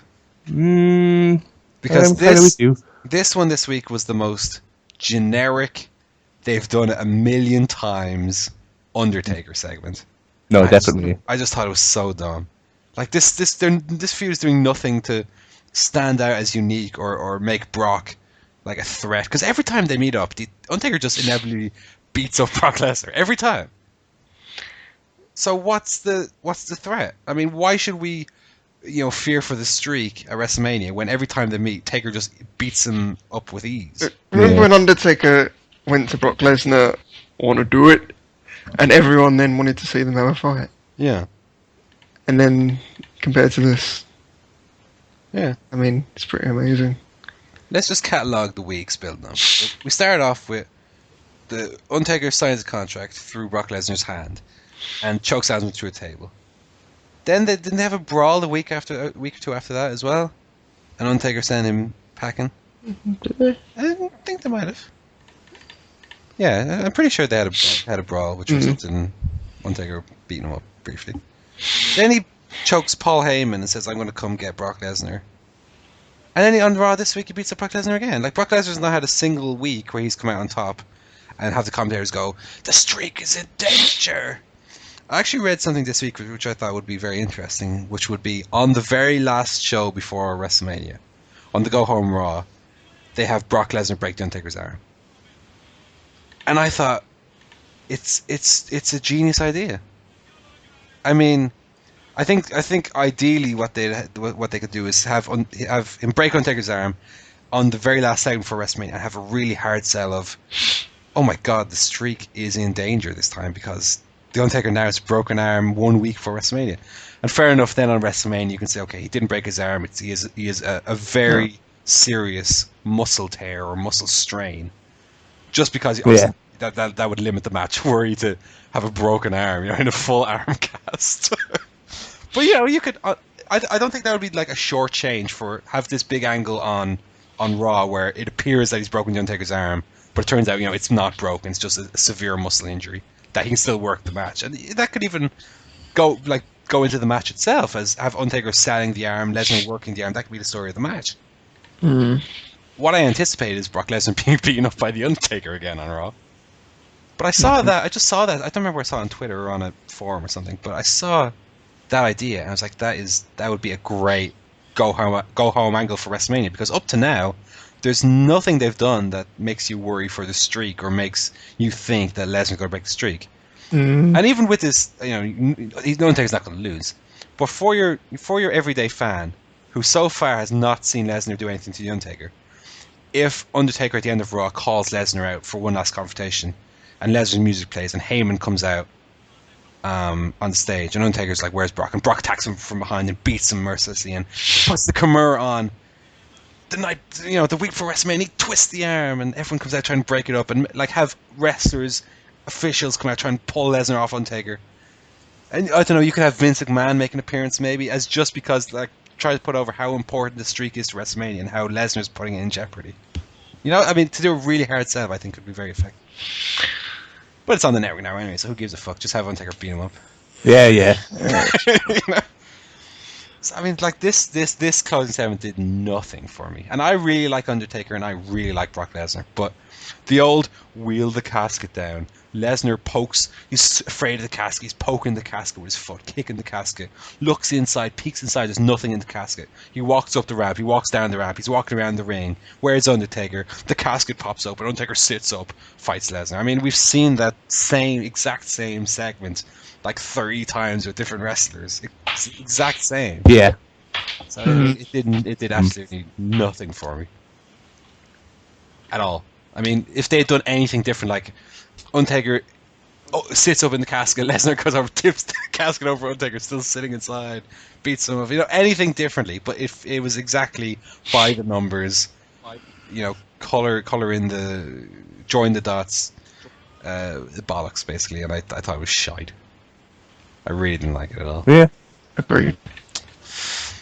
One thing we did get though was a new record. We had 2 people pointing at the WrestleMania sign at once. I was like, oh my god, this is going to fall! Too many pointing at it. The point power is overwhelming. Undertaker and Lesnar. Oh, Undertaker, yeah, sure. They were both pointing at it. I don't think I've seen that before. Although that might be a Botchamania moment where I'm like, I've never seen 2 people point at before, and it cuts to a photo of 2 people pointing at the thing, and I go, huh? But, yeah, I didn't like this segment at all. At all. Although Undertaker's beard is pretty cool. That's the only good thing about it. Yeah. That's all. So that's right. Yeah, I'm totally with you. I'm very, very nominated. It was kind of like the allure is the match itself, not any kind of storyline surrounding it. Yeah, but the storyline itself is lessening my excitement for the match because it's so dull. For the match, it's like the Cena Lesnar match. It was all about the match, but the build up to it was so good that by the time the match happened, you were fucking chomping at the bit to see it because Lesnar kicked John Cena's hat. Lesnar did that. Like, piss coming down his leg, fighting me. There's nothing like that in this, where you don't feel like these 2 guys really hate each other or anything because it's just your typical Undertaker feud.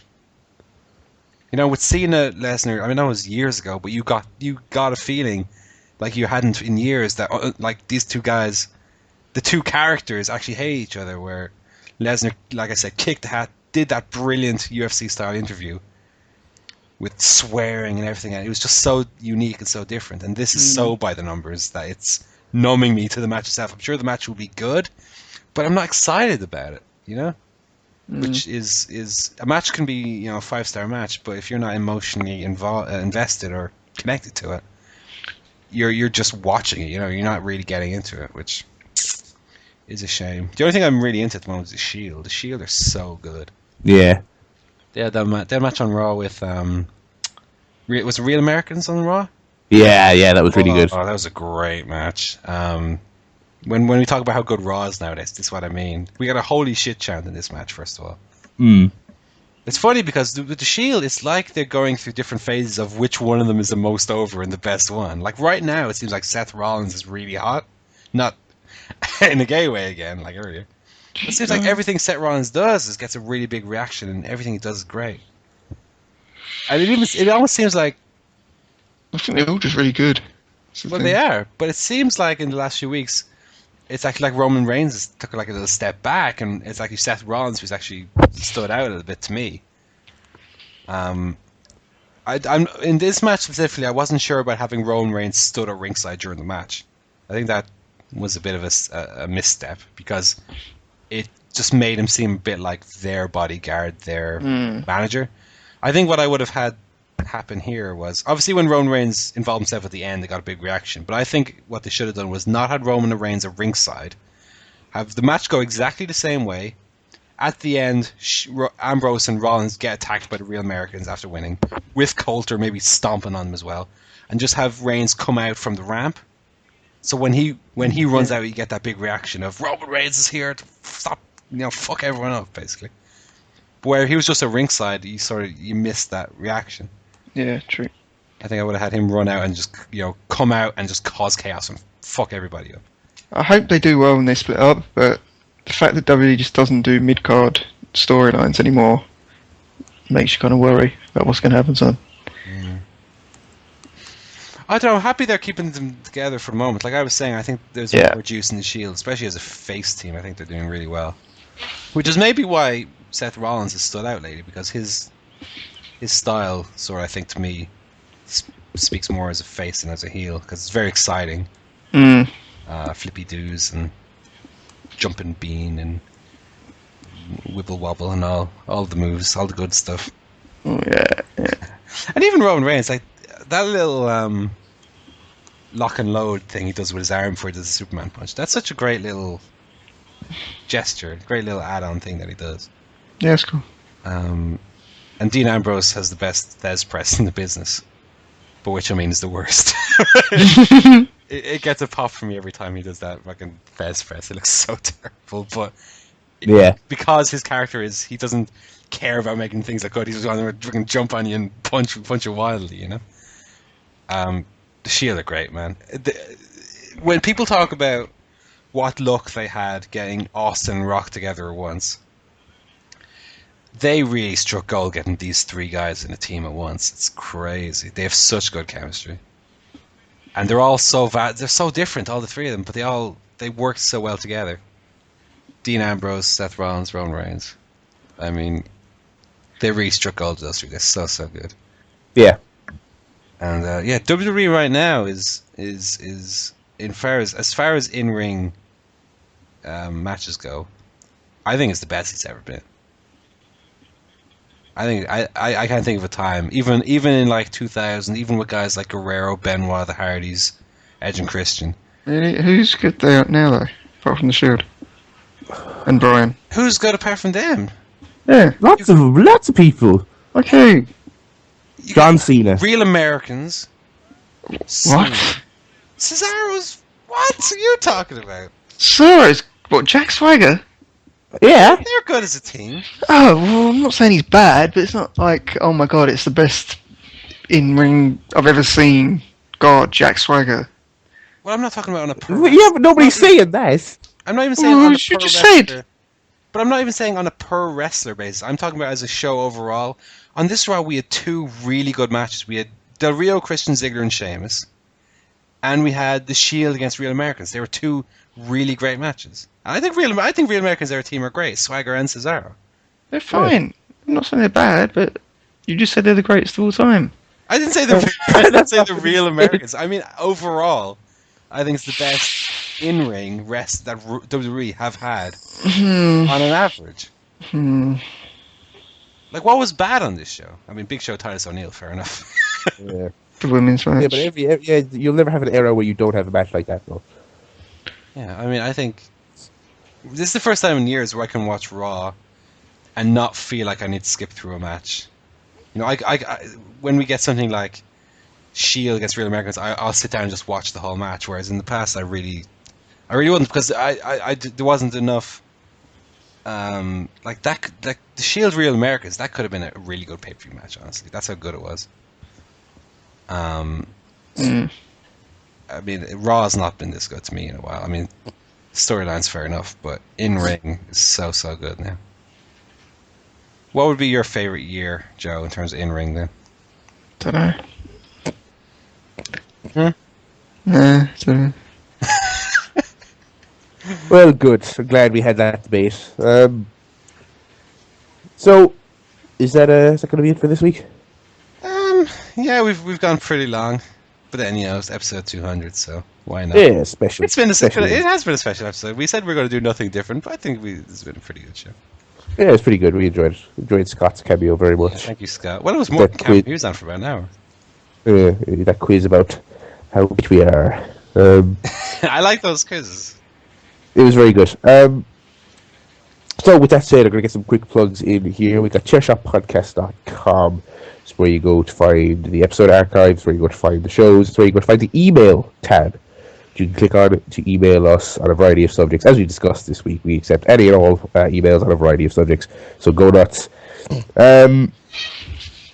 At ChairShotPod on Twitter is where you can go for updates on the show and also the occasional live tweet, as well as the Barry Lad, Paul Griffin, CSP, and Griff Tannen for all your tweets during the week about life and that. And I think that's going to be it. I want to thank everyone who listened, who shared, who emailed, who told a friend, who in any way contributed to the show, even if it was just listening, even if you're one of those people who never emails us. I want to thank you for supporting us for 200 episodes, or however long you've been supporting us. It's great appreciated. We do this show for you, for free, and we don't have advertisers, so it's really for free. And it's been a hell of a ride. Here's to 200 more. It's goodbye from me for now, Barry Murphy. It's goodbye from Joe Towner. Goodbye. And it's goodbye from Paul Griffin. Thank you, everybody. Can I just say as well before we go, how many different emails do we have this week? It feels like we had like 10 different people email us. Yeah, we had Everybody who emailed, thank you very much. Thank you, yes. And even if you don't email, if you listen, thank you very much as well, because as fun as it is to do for us, it's nice to get feedback from people, let people let us know that they're listening. It's cool. So thank you, everybody. And to 200 more. Well, drink some champagne or whatever. Good. Woo! Well, I'm gonna have some Coke here, just some regular old Coca-Cola, And a cigar. and a little 90-cent cigar, baby. Here's 200 more. Cheers, listeners.